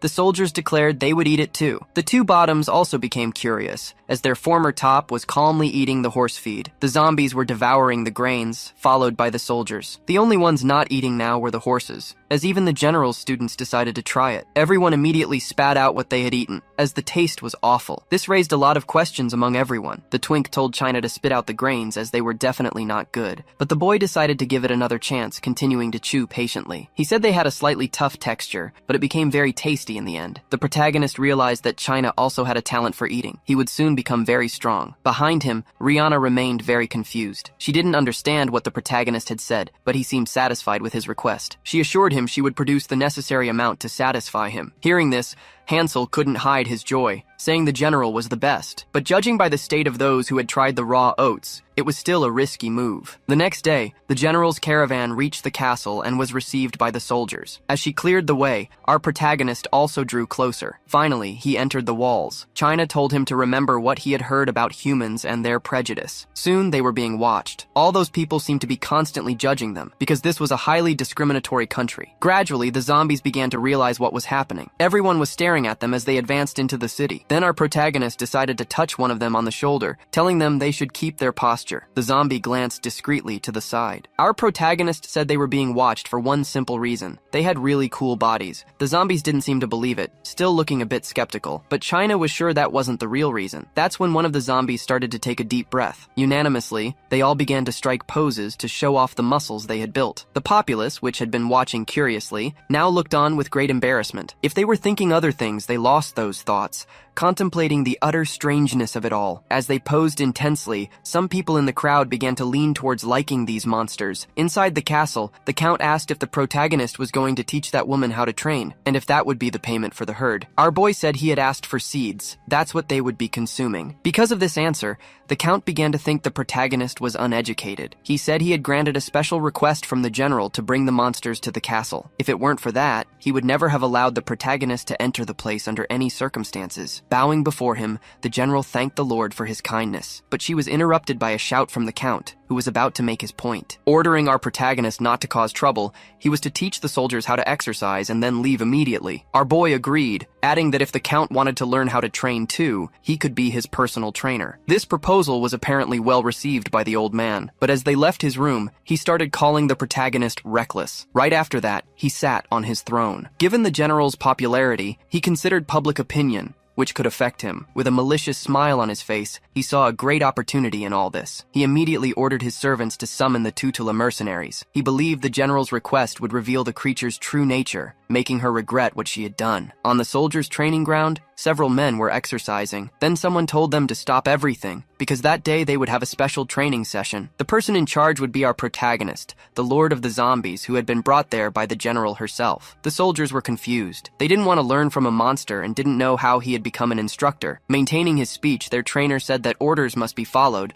so they should think carefully about it. Hansel began to introduce himself to them, stating he was a special trainer who would teach them how to work out that day. And since he also didn't like how everyone was looking at him, he told the soldiers to get down. The men started looking at China, who became embarrassed. Showing them what to do, our protagonist got into a push-up position, telling the soldiers to do the same, as they were being disobedient. Behind the protagonist, all the zombies with him did the same, and the protagonist asked once more if the soldiers weren't going to get down. China was the first to set an example, doing as Hansel had ordered. A soldier among the onlookers said this was a funny sight. He wanted to know if his comrades would really follow a monster's order. Their instructor told the cadet not to offend Hansel, who was a special trainer, as it would be an offense to the general herself. Even after hearing this, the cadet asked if his instructor really agreed with this, and if the monster's order could be equated to the general's order. This comment irritated the protagonist. The instructor seemed to agree with him, as he remained completely silent. The cadet told everyone to stand up, as they must maintain their dignity as humans by rejecting the monster's orders. Our protagonist couldn't understand the problem, while the instructor affirmed that military orders are absolute, but the cadet said that as a human, he would not obey. Furthermore, regarding the training the protagonist mentioned, there was no use in training anything other than the sword. Lastly, pointing his sword at the protagonist, he said he didn't want to learn techniques from uncivilized monsters. Before the protagonist could do anything, the big guy stepped in his way, claiming he could resolve the situation. He said that China could teach these people as the protagonist's representative, asking if that would be a problem for the soldiers. As for the second problem, he couldn't say if swordsmanship was more useful than these exercises, but a fight could settle that doubt. Lastly, as to whether they were civilized or not, it would be better if they competed to decide who was best. The big guy asked his troop if they were ready for this, looking at the zombies. All of them were showing off their muscular bodies, affirming they were ready. Witnessing all that confidence, the protagonist felt very fulfilled. The zombies were learning something. The cadet agreed to the proposal and asked his instructor if it was allowed. With a simple nod, the instructor gave his permission. Since the cadet would be representing the human side, he wanted to know who would represent the monsters. From among the creatures, a large, muscular zombie, who was the same size and appearance as all the others, decided to step forward. The cadet smirked. He wasn't just any cadet, and that monster was doomed. He would show them the fury of the Tutula mercenaries who were hired directly by the lord of these lands. The mercenary charged forward. As he got closer to his enemy, he declared that he was going to die, but the zombie wasn't scared. He would just use a one-armed lift. He struck the mercenary's face with brutal force. 11 out of 10 people would have died from that impact. The poor guy was sent flying. Our protagonist went to help him, thinking he might be dead, but one of the zombies said he saw him twitch, so he might be alive, or not. The mercenary was still unconscious, and our protagonist was scolding his zombie for going too hard, but the scolding was pointless, as the zombie hadn't done it out of malice. However, they had won the challenge. It was time for the soldiers to start obeying him. It was then that the mercenary used something, his combat skill. His entire body was engulfed in a mysterious energy. It seemed he had just been renewed for another round of beatings. In the blink of an eye, his body vanished from where it stood. The mercenary was ready to attack the zombie from behind. He refused to take orders from a monster in this place. The poor creature looked back, unaware of the approaching danger. However, the big guy was already prepared and immediately used his ability to increase the weight of things, maxing it out. Thanks to the extra weight on his own body, the mercenary couldn't complete his attack. He had been stopped. The protagonist didn't like that one bit and was now heading towards this poor soul, and he was ready and prepared to discipline him through pain. All Hansel had to do was gently touch the degenerate's body. The force was enough to send him flying, completely shattering the wall behind him. Now the mercenary was embedded in the wall, like a piece of modern art from some random museum. The pain he felt was immense. He couldn't move or even speak. After all these interesting events, the general decided to check on the training grounds. She was anxious to see what the protagonist had done with her troops using this training method, but all she saw was a large crowd of soldiers, wondering whether he had used magic or not. These men were talking about the monsters. Surely they used magic, which is why they couldn't be trusted. Confused by what she was seeing, the general told the instructor to explain the situation, as she had no idea what was happening. On one side stood the protagonist, and on the other, the instructor. He said there had been a battle because some of the men refused to obey the general's direct orders. The soldiers ended up losing these battles, but they were insisting that the monsters had used magic. Approaching our protagonist, the general asked if he had really used magic during the fight. Hansel stated that they would never do such a thing. That wasn't enough for her to believe him, and she now turned her attention to the instructor. Quite nervous, he stated that he also didn't think magic was used. At that moment, one of his men asked if he was going to believe the monsters. Actually, the one who asked was the Count. He had come because he'd heard an unbelievable rumor, and now he was ordering them to tell him everything. He also wanted to know whose side the general was on, the humans or those disgusting creatures. Visibly distressed, the general said she was on her people's side. This enraged the Count. He wanted to know who she was listening to now. Our protagonist thought the Count had come to exercise too, so he asked him to get off his horse first, but the big guy sensed the tension and discreetly told him that wasn't why the Count was visiting. Looking at the general, the Count asked if she knew how highly he thought of her. The woman said yes. Continuing his speech, the Count claimed that the guests she brought were causing a huge problem among the people. One of his students was gravely injured, and this is a very serious problem. That's why he could no longer ignore the situation, which had brought him to the training grounds. Because of what happened, he was exiling the general for the next 2 years. Receiving this punishment for no reason, the general began to burn with rage. The malicious energy she exuded was so intense that even the Count got scared, immediately ruining the underwear he was wearing. The soldiers didn't like this punishment either. They asked him to reconsider and to let them finish off the monsters themselves. But the Count was now concentrating on getting back to normal, as he had crapped his pants a little. The general apologized to the protagonist, as she was unable to care for his people after bringing them to this land. Hansel acknowledged that things don't always go as planned and told her not to worry about what happened. The general asked if they really couldn't leave the monsters there for the next 3 months, and having just crapped his pants, the Count agreed. Thoughtfully, the general realized the preparations were complete, and now she was smiling maliciously. Taking advantage of her presence on the training grounds, she ordered all the men to be quiet, because they were questioning an order given by the feudal lord, and as soldiers, they could not disobey it. Some still tried to talk back, but the general ordered them to shut their mouths immediately. She thought that these brats were discriminating against monsters once again, so petulantly that they'd gained the courage to question her. However, there might be a chance for change. She needed to give it space to happen, and she was grateful for the Lord's order that allowed all of this. But she hoped this experience might change those young soldiers. It would be very fun to return there in the future. Now the general walked away, smiling maliciously, knowing the soldiers would get what they deserved. Finally, night fell. A man was leaving the castle carrying a bag of gold coins. It was that jerk of a mercenary. Thanks to the amount he received, he was getting closer to retirement. Knowing his beloved liked flowers, he thought about starting a business for her, but these thoughts made him quite embarrassed. He also looked at a picture of his daughter, believing he would soon return to her. That same portrait was on fire somewhere else. His town had been completely attacked and was engulfed in flames. A great wave of zombies was advancing through the destruction. Atop a hill, a mysterious figure watched intently what was happening. The knockoff Joker seemed to be enjoying this. Looking back, he noticed someone else's presence. Someone named Elisa, and said it had been a long time. That's a troop of weirdos, and they really enjoyed the reception they got in her hometown. Extending a hand to Elisa, the Joker asked if they should dance, but the girl completely ignored him until she decided to extend her hand to him. And so, the two began to dance atop that hill as the city burned to the ground. The next day, the soldiers were saying goodbye to the general. She wanted to know what China was doing there too, carrying so much luggage. He said there was no training that day, and he'd heard they were meeting somewhere. So he asked if he could accompany the general for a while, receiving permission from the protagonist to do so. Now they were going to visit that place. China was worried because if the feudal lord found out, they'd be in trouble. But she said it was fine, as she was allowed to do it. These words greatly encouraged China, who promised to take her to that place. She also noticed that China's voice had gotten stronger, which was good, but it must be a result of the training. And full of mischievous intent, she promised she would let China marry her if he became a little braver. However, China was a man in his 20s, and he imagined the general was over 60. That wasn't very appealing to him. A deadly hatred bloomed in the woman's heart. Her disciples had to hold her back, furious over the comment made about the property. Deep in the heart of the forest, a zombie is hunting. Its prey is a slime. He manages to get behind the creature, finally activating his muscle fibers to deliver a mortal blow. The zombie has caught its victim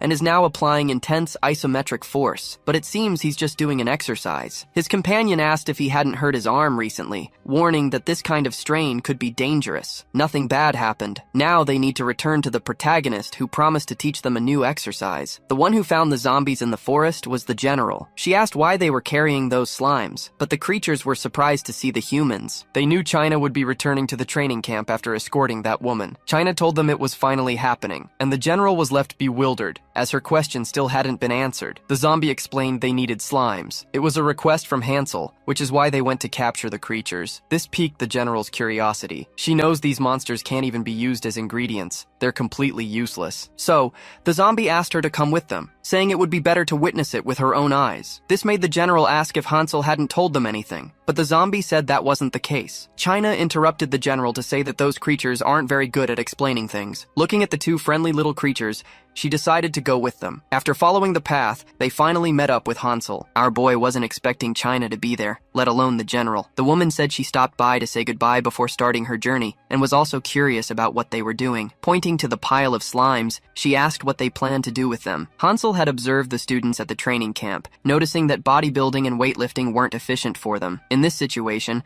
something more athletic could be more beneficial, but they don't have much equipment. That's why he's going to make some himself. The general said that making equipment out of slimes could be tricky, and imagined Hansel would make a dummy that needed to be cut quickly. Our boy said it had nothing to do with swords and asked them to hand him a slime. The first step is to get the creature. Then you do this. Our protagonist pierced the slime with one hand, managing to remove its core. After removing it, the core will fully regenerate in a few days. So they let it rest for that to happen properly. Now, he's going to make a hole in the creature, which is without its core. Slimes have great elasticity and contraction ability. This way, he can use the monster's body as if it were a rubber band, transforming what was once a slime into a training band. The general may not know it, but it's possible to do various exercises using that simple piece of equipment. The contraction depends on the slime's color. While our boy was explaining, the general apologized. Hansel found that too sudden and didn't understand why she had said it. She then explained that the protagonist might not be aware of it, but she'd had her suspicions. She thought he was acting obsessed with training just to get closer to the humans, but the truth was, he was being completely honest with everyone. She failed as an educator and couldn't change the discriminatory nature of that nation. That's why she has tolerated the feudal lord's lack of common sense until now. However, she recognized that Hansel is different from her. He will surely be able to bring change to this nation. Our boy seemed to grasp the scale of the challenge. Violently contracting his muscles,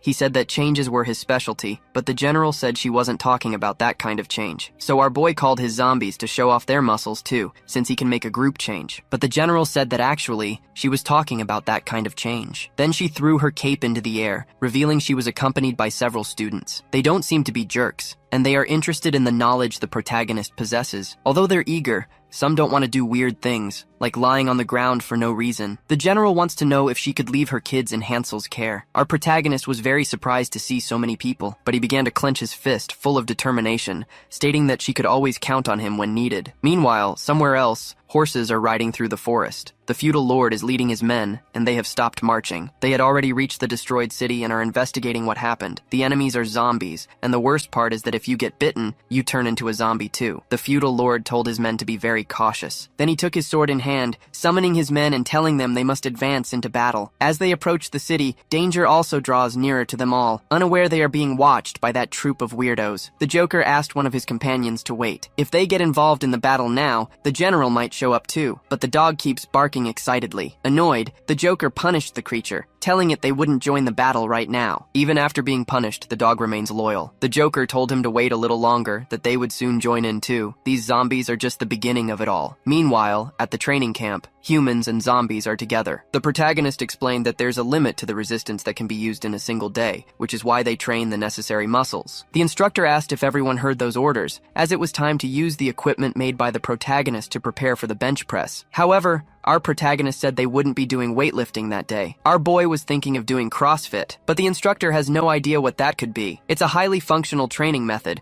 that combines various high-intensity exercises. This way, they can train different parts of the body, keeping all skills balanced. If they form groups, they can work as a team, which sparks competitiveness. There's no better training than this for everyone to start bonding. Our boy had already made a list of all the groups, and it was time for them to get ready. All the students seem very motivated and eager for it. While the Lord's soldiers continue to fight against those creatures, everyone at the training camp is exercising hard. Unlike the soldiers who are cutting off heads, those who stayed behind to train are lifting weights. At the same time the soldiers are piercing zombies with their swords, our protagonist is teaching other exercises to his students. Then he noticed something interesting. He had heard that siren at the training camp several times, so he asked the instructor what it meant. He said the feudal lord is attacking the zombies that have appeared in these lands, as they have been attacking frequently. That's the signal for help. They must need more troops, a sign that the enemy is stronger than expected. Our protagonist noticed that the members of the fourth group were failing. To continue performing the exercises well, they needed to reduce the load. Since he was interrupted,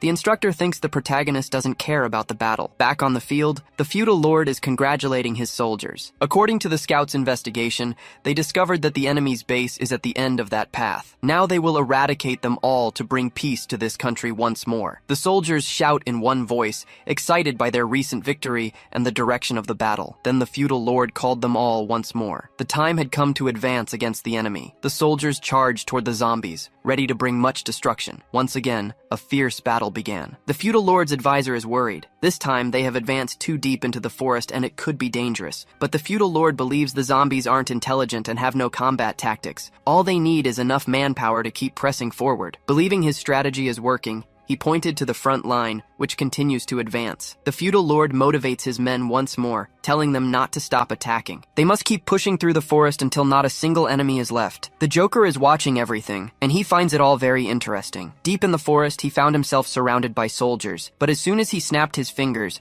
his companions appeared to help him in this battle. The person responsible for orchestrating the whole situation had finally appeared. After observing the army, the Joker said the soldiers had overlooked something very important during the battle. They should be using spears in this fight. Swords only serve to show off their techniques. After making this comment, he ordered his companions to attack as well. The soldiers are being completely annihilated. They're unable to stop the enemy's advance. The feudal lord decided to attack with his sword, ready to end it all. Recognizing the old man, the Joker said it had been a long time since they last met. Moving quickly, the Joker managed to block the feudal lord's attack, and sensing his strength wavering, he also commented that the lord had gotten very old. Surprised by his enemy's appearance, the feudal lord asked how he hadn't aged. He also said the Joker can't use energy freely, like his general can. And it was true. The Joker hadn't trained his energy to be used that way, but he had done some research, showing syringes filled with a mysterious substance to the feudal lord. He immediately injected the contents into his own body, causing a hideous reaction to begin. His entire body began to grow absurdly large, his muscles becoming incredible. The feudal lord realized that man had practically become one with the serum. He isn't stopping. He's already as tall as a building. Very concerned by this scene,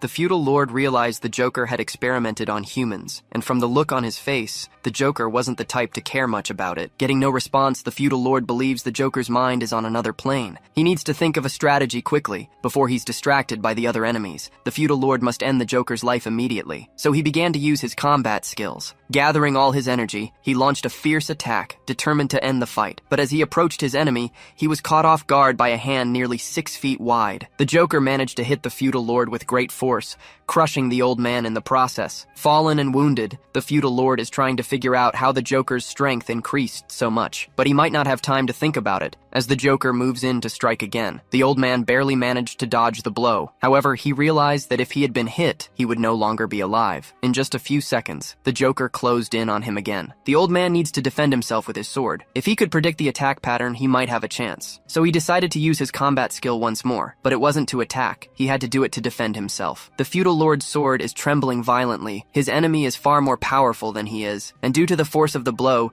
the feudal lord was thrown far away, bouncing between the trees like a ping-pong ball. Even after all those hits, the old man is still alive. Trying to lift his sword again, he realized he no longer had the strength, letting the sword fall back to the ground. It was then that the old man realized the situation was even worse than he thought. He might not be able to fight, but what he truly can't understand is how the Joker obtained such monstrous power. Approaching the old man, the Joker is sure he must be full of questions. He tells him it's called the development of civilization, and is surprised the old man believed he lost his mind during the transformation. The old man's defeat happened because he ignores everything but swordsmanship, which made him weak. After all these years, he hasn't progressed at all. The old man says the Joker knows the general's strength, yet he dares to speak such nonsense. With a smile, the Joker said he knows that woman very well, but he's overlooking something very important. Just look at the current situation, the Joker said, pointing behind him. The feudal lord immediately turned to see what had happened. His eyes witnessed something cruel. One of the Joker's subordinates is annihilating the feudal lord's army. Those men are being torn apart as if they were cheaply made toys. The Joker said it's practically a massacre, as the humans never stood a chance. They are being caught in large whirlpools caused by the dog. The Joker said there's always someone better at something, but that shouldn't be used as a benchmark. The battle is so cruel that the soldiers are being turned into zombies. The feudal lord can't believe his army is being defeated. This surprised the Joker,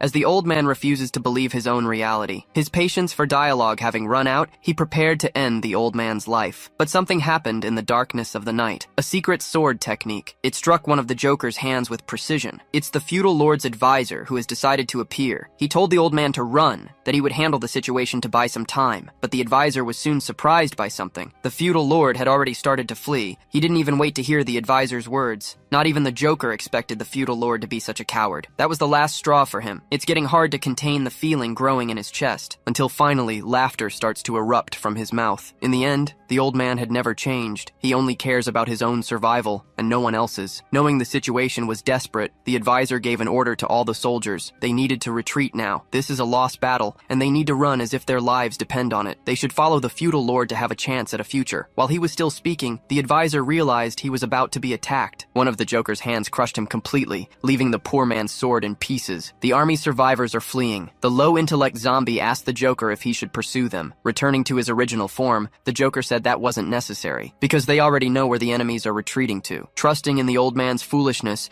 he will surely gather all his people to attack again, without realizing that this strategy is actually extremely beneficial for the Joker. Mounted on his horse, the feudal lord flees in defeat, unable to believe what happened. He doesn't know what must be done to defeat those monsters. This is truly hell. Back at the training grounds, our protagonist is doing countless reps. He's simply absurd. The man knows no fatigue. The feudal lord's army continues to flee at full speed. The old man asked if there was anyone there who could report this absurd situation. A blonde-haired girl said she could do it for him. Her name is Rumi. In total, they lost 347 out of 400 soldiers. 27 are injured, and only 26 are fit to continue fighting. The old man knows he still has 100 soldiers in his castle, and the rest are just cadets in training. He doesn't know how he can win a battle against those enemies with so few troops. The girl suggested they call the general back, but the old man knows time is short. She probably won't arrive in time to save them all. Faced with the problem, the girl suggested asking the monsters in the castle for help, because as far as she knows, Hansel fought the general on equal footing, a sign that he is just as powerful. Since they are feeding the monsters and allowing them to sleep on their lands, the least they could do is grant this request. The old man is considering the idea of fighting monsters with monsters, and he seems to like it a lot, saying he will put this plan into action. After a 3-day journey, he finally reached his castle. The first place he goes is the training center. He told everyone to stop their exercises and gather before him. Our protagonist was caught by surprise by this summons. The woman accompanying the old man asked if those men were fools,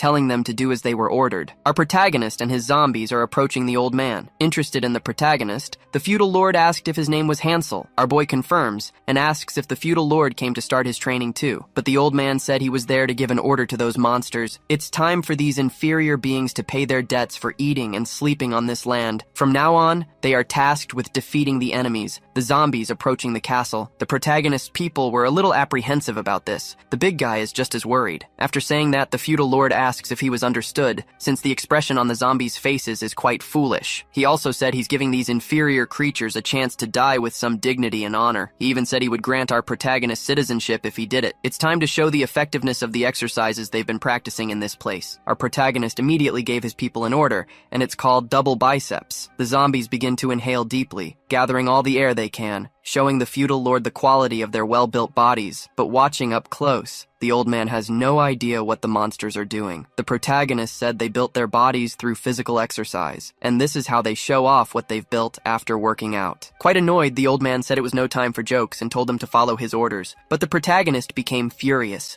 stating that if they got hurt or if they lost their lives, they would no longer be able to continue their training. And he wants to know if the old man will take responsibility for the catabolism that might occur. The old man didn't understand those words, but observing the protagonist's dark energy, he understood he needed to apologize. He felt like throwing up from the fear that washed over him. He then made a formal apology for his words and asked those accompanying him to leave as well. Hansel turned his attention back to the cadets. Now that they were rested, it was time to get back to their exercise routine. The old man's assistant said he should try one more time, but the feudal lord has already given up on the idea. He doesn't think the monsters will cooperate. It's time to call General Boy. The girl was surprised by this suggestion. The old man knows General Boy's personality isn't very good, but he's as strong as the female general. It's time to gather all the soldiers in front of the castle gate. They are going to show those dangerous zombies the full potential of humanity. Properly positioned on the wall, they are waiting for the enemy's attack. An old man with a mohawk is among the soldiers. He must be General Boy. The old man is also there on the wall, quite fearful. A large horde of enemies has approached them. Boy asks his men to wait a little longer. He heard the enemies are being led by someone intelligent.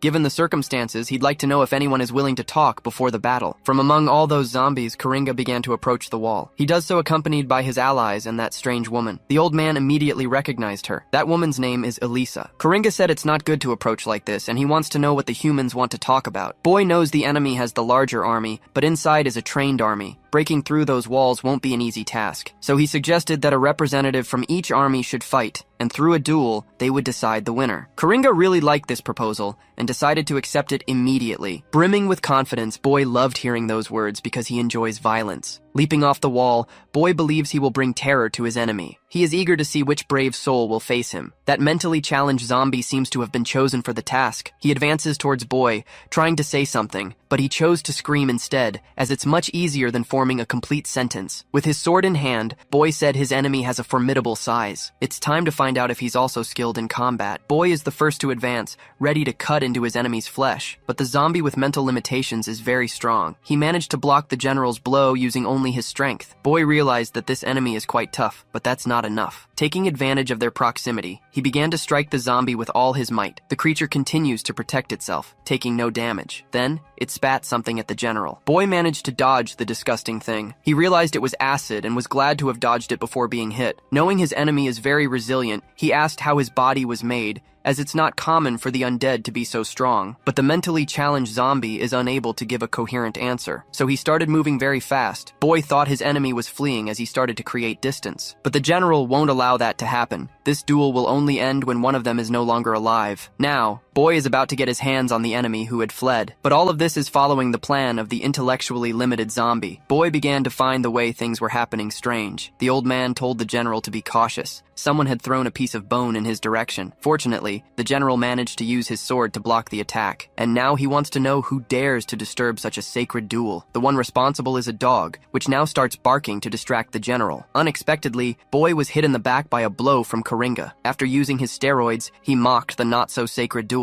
There is only one reason he accepted the duel proposed by the general. Because Boy is the only problematic variable left inside that castle. He chased the simple-minded zombie, not realizing he was being lured into a trap, and now he's on the ground, getting beaten badly. Coringa said this general has the brain of a bull, just as his name suggests. The feudal lord watches the brutal beating. The big bear is also on the wall, watching in complete disbelief. Defeated, the general apologized and asked to be spared. While he continues to be beaten, Coringa said they will spare him. After giving a signal to the simple-minded zombie, the creature brought the general's body to him, tossing the man's body high into the air. Boy has no idea what is happening. But as he began to fall, he understood the end that awaited him. He was thrown to the hungry zombies. A short time later, he had joined that army of the undead. The feudal lord realized the situation had become very bad, as he had just lost an excellent fighter. From outside, Coringa told him to accept defeat and hand over the castle. That way he might be spared. But the old man doesn't want to do that. He would never hand over that region to someone who has abandoned their own humanity. Coringa said they no longer have a deal. The man's life will not be spared in any way. Then he started pointing at the wall, ordering his army of the undead to advance as well. All the zombies are heading straight for the gate. Desperate, the feudal lord told the archers to start shooting. But among those men, many are unprepared. They don't know how to use a bow. This made the old man even more worried, and the girl accompanying him wants to know what they should do now. After thinking deeply about the problem, he said he has no idea, a revelation so sincere that it surprised the girl. Soon after, the old man was overcome with fear and began to flee from the walls. He is going deeper and deeper into the castle, knowing he's known for being a coward. All he has done in his life so far is run away. Even the female general knows of the feudal lord's reputation for backing down easily. A scholar said this could be a positive trait,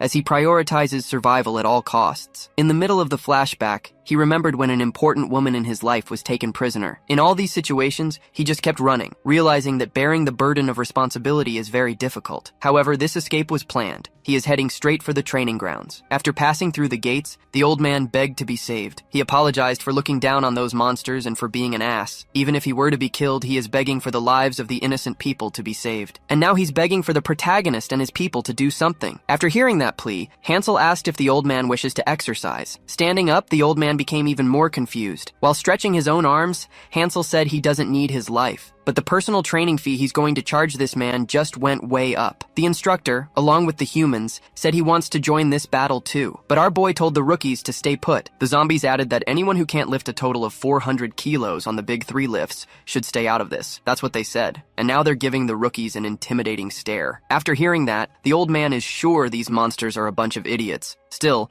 there's something very different about them. They all seem extremely nice. Accompanied by his army, the protagonist is heading to the main gate. To get there, they need to take a straight path. Since this is an emergency, they're going to do it with interval training. After a slow walk, they break into a full sprint, and they'll keep this fast pace for 1.5 minutes. The only one who can't keep up is Fatty. He's already gasping for air, practically having a heart attack. He's amazed by the speed of all his companions. In the heart of the city, zombies are about to end the lives of innocents. But our protagonist's army prevented anything worse from happening. The child in its mother's arms was surprised and told her that they had been saved. After that, our protagonist continued advancing towards the castle gate. Her son is deeply impressed, wondering if he could get that strong by training with a sword. But his mother told him that wasn't done with swords. However, they'll ask those people what technique they use after this war is over. The gate has been breached and the battle is getting fiercer. Our protagonist used his Hawkeye. Observing the zombies' appearance, he thought they looked like they needed to hydrate. Fatty finally managed to join them after doing his best to cover the distance without dying. He said they're zombies too, but since he couldn't finish his sentence, our boy told him not to slouch like that because it's terrible for his posture. Fatty explained that this type of zombie is driven only by hunger. They have no intelligence. They are just moving bodies. As he destroys his enemies, our protagonist realized he won't mourn for any of them. Now Fatty wants to know what Hansel will do in a situation like this. Our boy saw that the enemies were pouring through the gate, so he thought about pushing them back outside using only the strength of his pecs. Fatty was surprised by this strategy, looking a bit skeptical. Our protagonist noticed the doubt in his eyes, and Fatty quickly said the plan was excellent. This made the protagonist a little happier, and Fatty asked to lead the battle. Hansel immediately granted his request. Now that he's in command, Fatty started to think maliciously, as he is also a creature of darkness. He told groups 1 and 2 to spread out around the village and protect the residents. Groups 3 and 4 were tasked with climbing the castle walls to help the human soldiers in the fight. Meanwhile, Group 5 would be in charge of helping the protagonist with his task. But Fatty soon realized that Hansel wouldn't need any help at all, and as foolish as his plan seemed, it appeared to be working. While Fatty was thinking about this, someone said the gate must be blocked now. It was the feudal lord who had given the order. Even though the protagonist managed to push the creatures back, the entrance still posed a danger. That's why they must close it immediately. But his assistant said the gate was destroyed. There's nothing they can use to block the entrance. The situation is getting dire. However, China already knew something like this would happen. With the help of other zombies,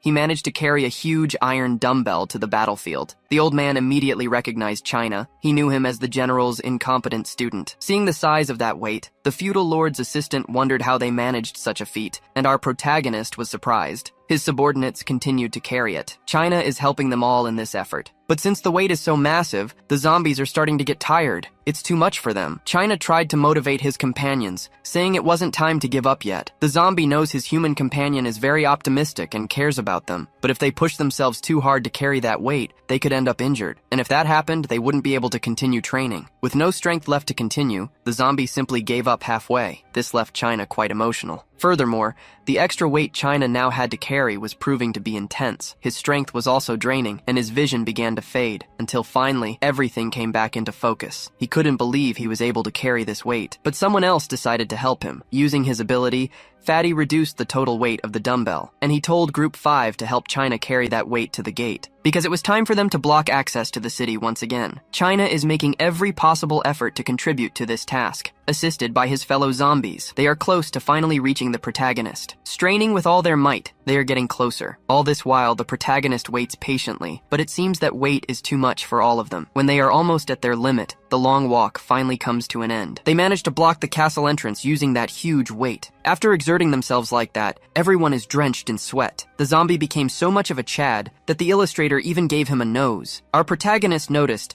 that his allies had carried the weight very carefully, mindful of their joints. So he praised everyone's work, and now they are celebrating with their sweaty bodies. Because they managed to do it, Fatty is celebrating. The first part of the strategy was complete. The group responsible for carrying the heavy weight can now rest for a bit, and everyone, except for groups 1 and 2, must push back the zombies that are trying to advance. The protagonist's allies are now climbing the stairs. They are taking their positions along the wall, ready to support the protagonist during this battle. Using the strength of their muscles, they began to push back their enemies. One of the zombies is wondering if they are doing it the right way. Hansel said they should focus more on their pectoral muscles. Following his advice, they began to perform absurd contractions. But those enemies are fierce and seem to be starving. Due to the close contact, our protagonist's allies are exposed to danger. The feudal lord's assistant said they must not get bitten under any circumstances. Otherwise, they'll end up getting infected by these other zombies. And one of our protagonist's zombies has just been bitten. The infection is spreading through its body. Its mouth snapped shut violently, and it's salivating in agony. Then it started screaming in the middle of the battlefield. He was quickly reprimanded by one of his friends. He shouldn't pretend to be infected since they are already the living dead. The feudal lord's assistant did not expect something like this. She really can't understand what these creatures are doing. But our protagonist allies said it was a lot of fun. Jokes aside, they still have a battle to win. The monsters are advancing again, and they decided to aim for our protagonist's muscles. One of the cursed creatures tried to bite him, but all it managed to do was break its teeth in the process. Our protagonist didn't appreciate the close contact. He destroyed his enemy with a single blow because it had stained his muscles. Watching the battle, Joker started to get nervous. He doesn't know who these new enemies are. It seems a boy accompanied by monsters is winning the battle, but they can't understand why the monsters are helping the humans. This is truly an unexpected outcome. But Joker continues to analyze everything coldly, and he ordered one of his allies to bite our protagonist. They advance rapidly towards our boy, ready to execute their leader's plan. The bottoms in the battle are also very engaged. They want to avenge those who have fallen in battle. The Twink and the Big Bear managed to block the charge of the approaching enemies. High up in the tower,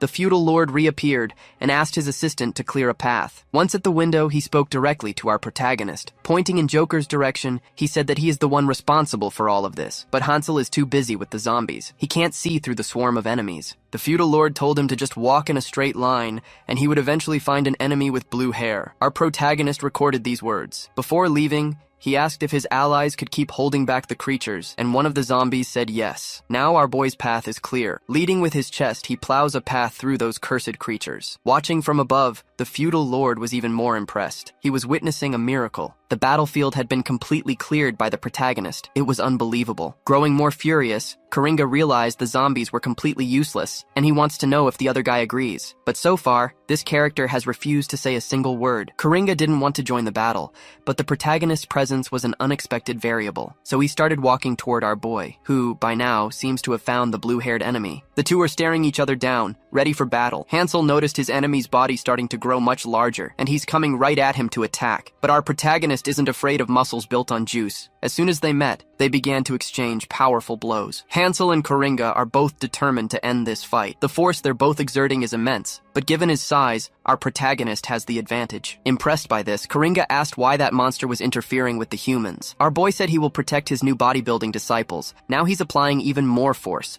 putting more pressure on his enemy, who, for the first time in his life, felt overpowered. Slamming his enemy to the ground, Hansel declared he would protect his people no matter what. Coringa grew more and more frightened, as his own strength was not enough to resist. After being thrown to the ground, his neck was grabbed by our protagonist, and he could feel the truly impressive power in that grip. Trying to break free, Coringa started hitting our protagonist with a flurry of blows. But after that desperate attempt, our protagonist wants to know if that's all he's got, cause now it's his turn to show what real strength is. Our protagonist is using the full power of his muscle contractions, and while holding Coringa's body down, he started dragging him across the ground, leaving a huge trail of destruction in his wake. Coringa's allies realized the situation had changed. Meanwhile, the less intelligent zombies were having a hard time defeating the human soldiers. Elisa tries to tell her ally that the situation has gotten very complicated. The time has come for her to eliminate the risk factors. Changing her body's appearance, she revealed she was carrying several blades. She is likely dangerous. Accompanied by the dog, she approaches Coringa to help him in the fight, but she didn't expect something to happen in the middle of the forest. Before she could get close to our protagonist, a warrior carrying a sword appeared. Elisa has no idea who this woman is. This new character is the general's aunt, and her name is Chuva. Now, these two women are locked in a fierce battle. Knowing she would be busy, Elisa told the dog to keep looking for Coringa. The obedient creature goes after the one who treats it so poorly. After exchanging a few blows,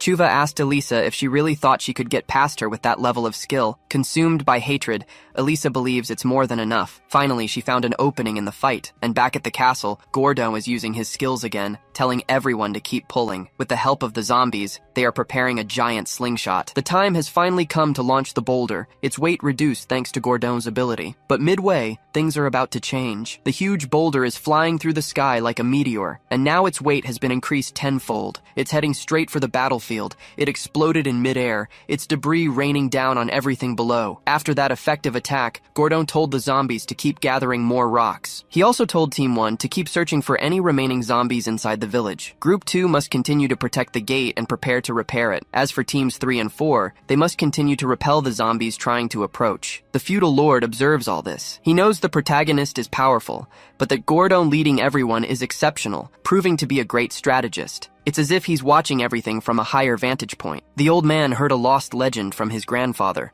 about a monstrous creature that allied itself with humans. That was the hero of the Fourth Great War, the dragon strategist. And that name came to the feudal lord's mind after watching what Gordo has been doing in the battle. Back to our protagonist, he continues to pummel Coringa. The villain tries to use his techniques again to increase his body's size. He manages to transform one of his arms into a spiked club. He decided to aim for the space between our protagonist's ribs. A huge impact followed. However, Hansel wasn't impressed. All he had to do was flex his own muscles, while holding Coringa with one hand. It was then that the villain realized he couldn't pull his arm out of the protagonist's muscles. Finally, barks were heard from the forest. After finding the protagonist, the dog decided to attack him with bones. This technique is a mix of wind and necromancy, a very refined skill. The force of those bones is comparable to steel and can crush an unprotected head thanks to the power of the wind. Several of these attacks were sent directly at the protagonist, and even after being hit, he wasn't affected. In fact, to Hansel, it felt like an acupuncture session. After its attempted attack, the dog became very quiet, until Coringa gave it an order. Because he's suffering in this battle, he needs to resort to everything he has. After injecting a large amount of juice, Coringa lamented having to do something like this, saying that everything about to happen was the protagonist's fault. But our boy knows that no matter how strong that guy gets, he won't be able to break free from his grasp. To Hansel's surprise, something unexpected happened. Coringa managed to grab our boy by the neck. At the same time, he completely lost his own grip, as the creature's neck had become too wide. Even though the neck got wider,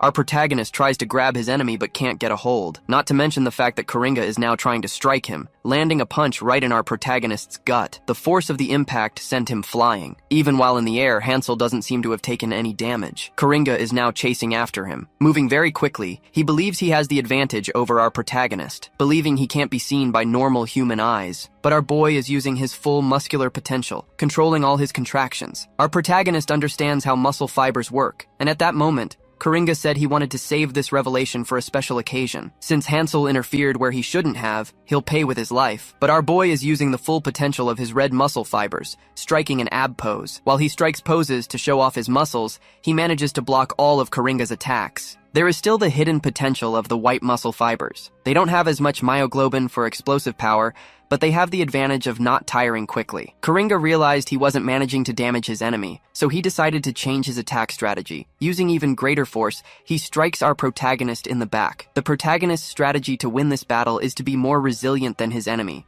to wear him out. That's why he keeps flexing his muscles, waiting for Coringa to run out of strength. This battle has now become a duel of endurance. The one with better conditioning will be the victor. But our protagonist was unaware of something fundamental. Coringa's body was not built naturally. He achieved that strength and muscle mass through the use of juice. About to receive another blow, our protagonist assumed the insane chest pose, while Coringa is prepared to hit him with a devastating blow. The two enemies clash once more, continuing this battle of strength and endurance. Our protagonist now has to get more and more serious during this fight, and the same can be said for Coringa, who had to use the full potential of the juice just to make the protagonist start to sweat. Now that their combat had gone this far, Joker was trying to understand the reason behind that strength. He ended up dodging the protagonist's arms, deciding it would be better not to waste his strength against that enemy. Hansel noticed something about his foe. Even if he could control his muscles, controlling the nervous system is difficult. After all, not even our protagonist is used to this task, as his body is changing very rapidly. Now he just needs to wait for Joker to tire out for good. Back in the battle with the humans, the zombie with a very modest IQ was being pressured by their passive abilities. He decided to spin around his own body like a top with his arms outstretched. This way, he managed to gain some space from his enemies. Growing more furious, the intellectually challenged zombie said those enemies were weak. The twink knows he isn't stronger than him, but there's something the zombie doesn't have in this battle: the power of friendship, which is much more powerful than him. But as soon as he used his combat technique, the twink was crushed by the devastating fist of the mentally challenged zombie. He managed to hurl his enemy far away with that single blow. Big Bear didn't like what happened, and decided to go on the attack with his dull sword, which cuts enemies through sheer violence. He's ready to strike the zombie who can't count, but that blow was too slow. Despite being huge, he managed to disappear from where he stood,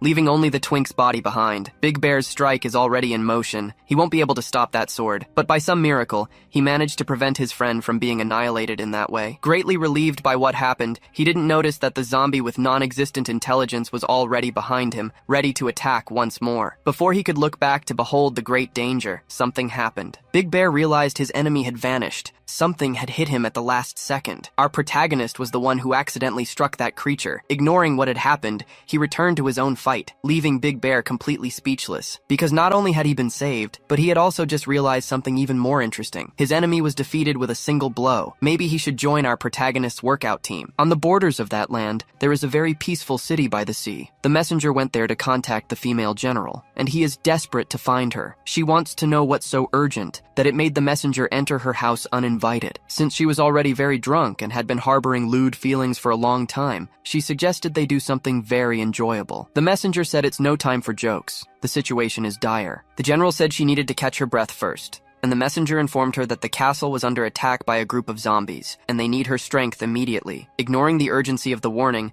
the general said the army is capable of handling something like that. However, the messenger said that the person behind the attack is Joker. This left the general quite thoughtful, as she knows who this person is. Remembering him, the general started to smile, until she began to do so uncontrollably, making the messenger uncomfortable. Once again, he said the matter was urgent, and it was no time for jokes. But the general said the occasion was perfect, as she was lamenting what would happen to Joker. She also told the messenger that there are two shields in the castle.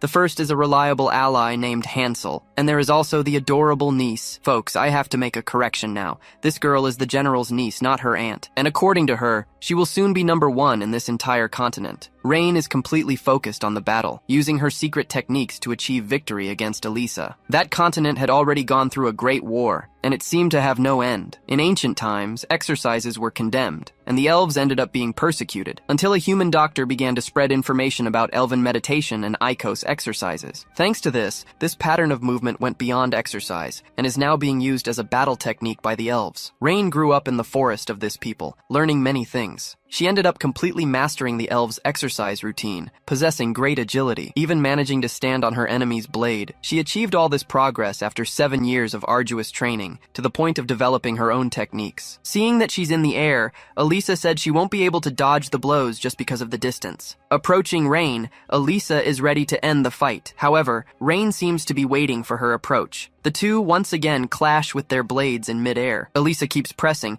using her body's momentum to push her enemy, but Rain's secret techniques are very efficient. Sliding across the blade, she managed to catch it with her feet. Rain said she could never be defeated by this type of enemy. After being outmaneuvered, Elisa assured her that she was not yet close to defeat. Before she could try any move, she was caught by one of Rain's techniques, who is now delivering several sword strikes towards the girl. Rain suggested that Elisa try doing the spin she had done earlier. Getting more and more irritated in this fight, Elisa said she doesn't take advice from her enemies. And using more and more of her strength, Rain said that the girl should start using common sense, noticing that her sword technique is very similar to her own aunt's. But comparing the two, Elisa's technique is just a drop of water, while the general's is a full bucket. After a few more blows, Rain realized that comparison didn't quite capture everything. Far away, the general is still drinking alcohol peacefully, thinking someone must have been talking about her because her ears are itching. Elisa is ready to attack again, using all the blades she carries on her body. This time, she wants to end this fight once and for all, sending all her completely destructive blows in Rain's direction. However,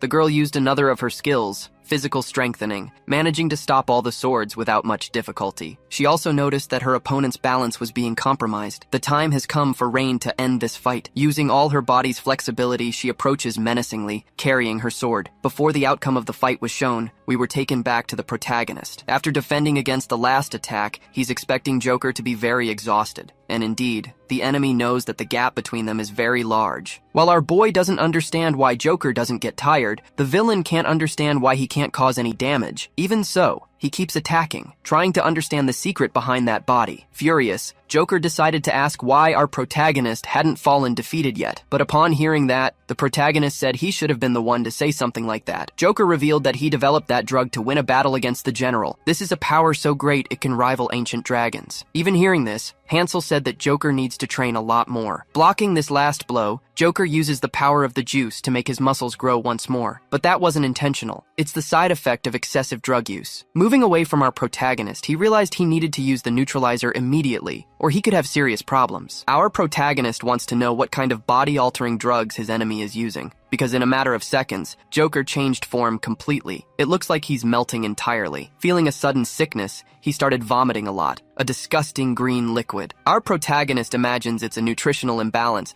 but the system said he's wrong. After vomiting everything, Joker returned to his original form, a thin man, worn out by time. With his hands still trembling, Joker realized he needed another dose, but now he's overcome with dread. He doesn't know why he entered a battle against that monster. Trying to change the subject, he told our protagonist that they don't need to keep fighting. It would be a great waste of life if they continued with all that violence, because the world is very beautiful. Getting closer, Hansel admits he doesn't want to continue fighting. But Joker started all of this, and it's time for him to reap the consequences. Thanks to that great battle, many people had to stop training, and that makes our protagonist very furious. Joker apologized for his mistakes. He never imagined he could cause so much trouble, and now he is deeply terrified. All he wants is to save Elisa. Seeing his enemy hunched on the ground, Hansel began to wonder who this woman could be. The Joker assured him that he does all of this for her. Another flashback occurs. A crow is perched on top of a post. Joker said that girl is dead. She seems to have been executed by the townspeople, and the true reason for that attack is his need for revenge. Joker took the opportunity to grab another syringe containing the juice. That version of the drug is very painful, and it affects your thoughts. It must be trenbolone for sure. He had almost forgiven our boy for a second, but he managed to inject the contents of that syringe into him. Before the side effects kick in, he's going to end this fight, ending the protagonist's life violently. But as soon as his body began to change, something happened. All the confidence Joker carried had vanished, because he saw something happen in the sky, something he wasn't expecting. Elisa had been defeated in the forest, another unexpected flashback in the story. It all started 32 years ago. Some soldiers are training inside the castle. Among them is a scholarly-looking man,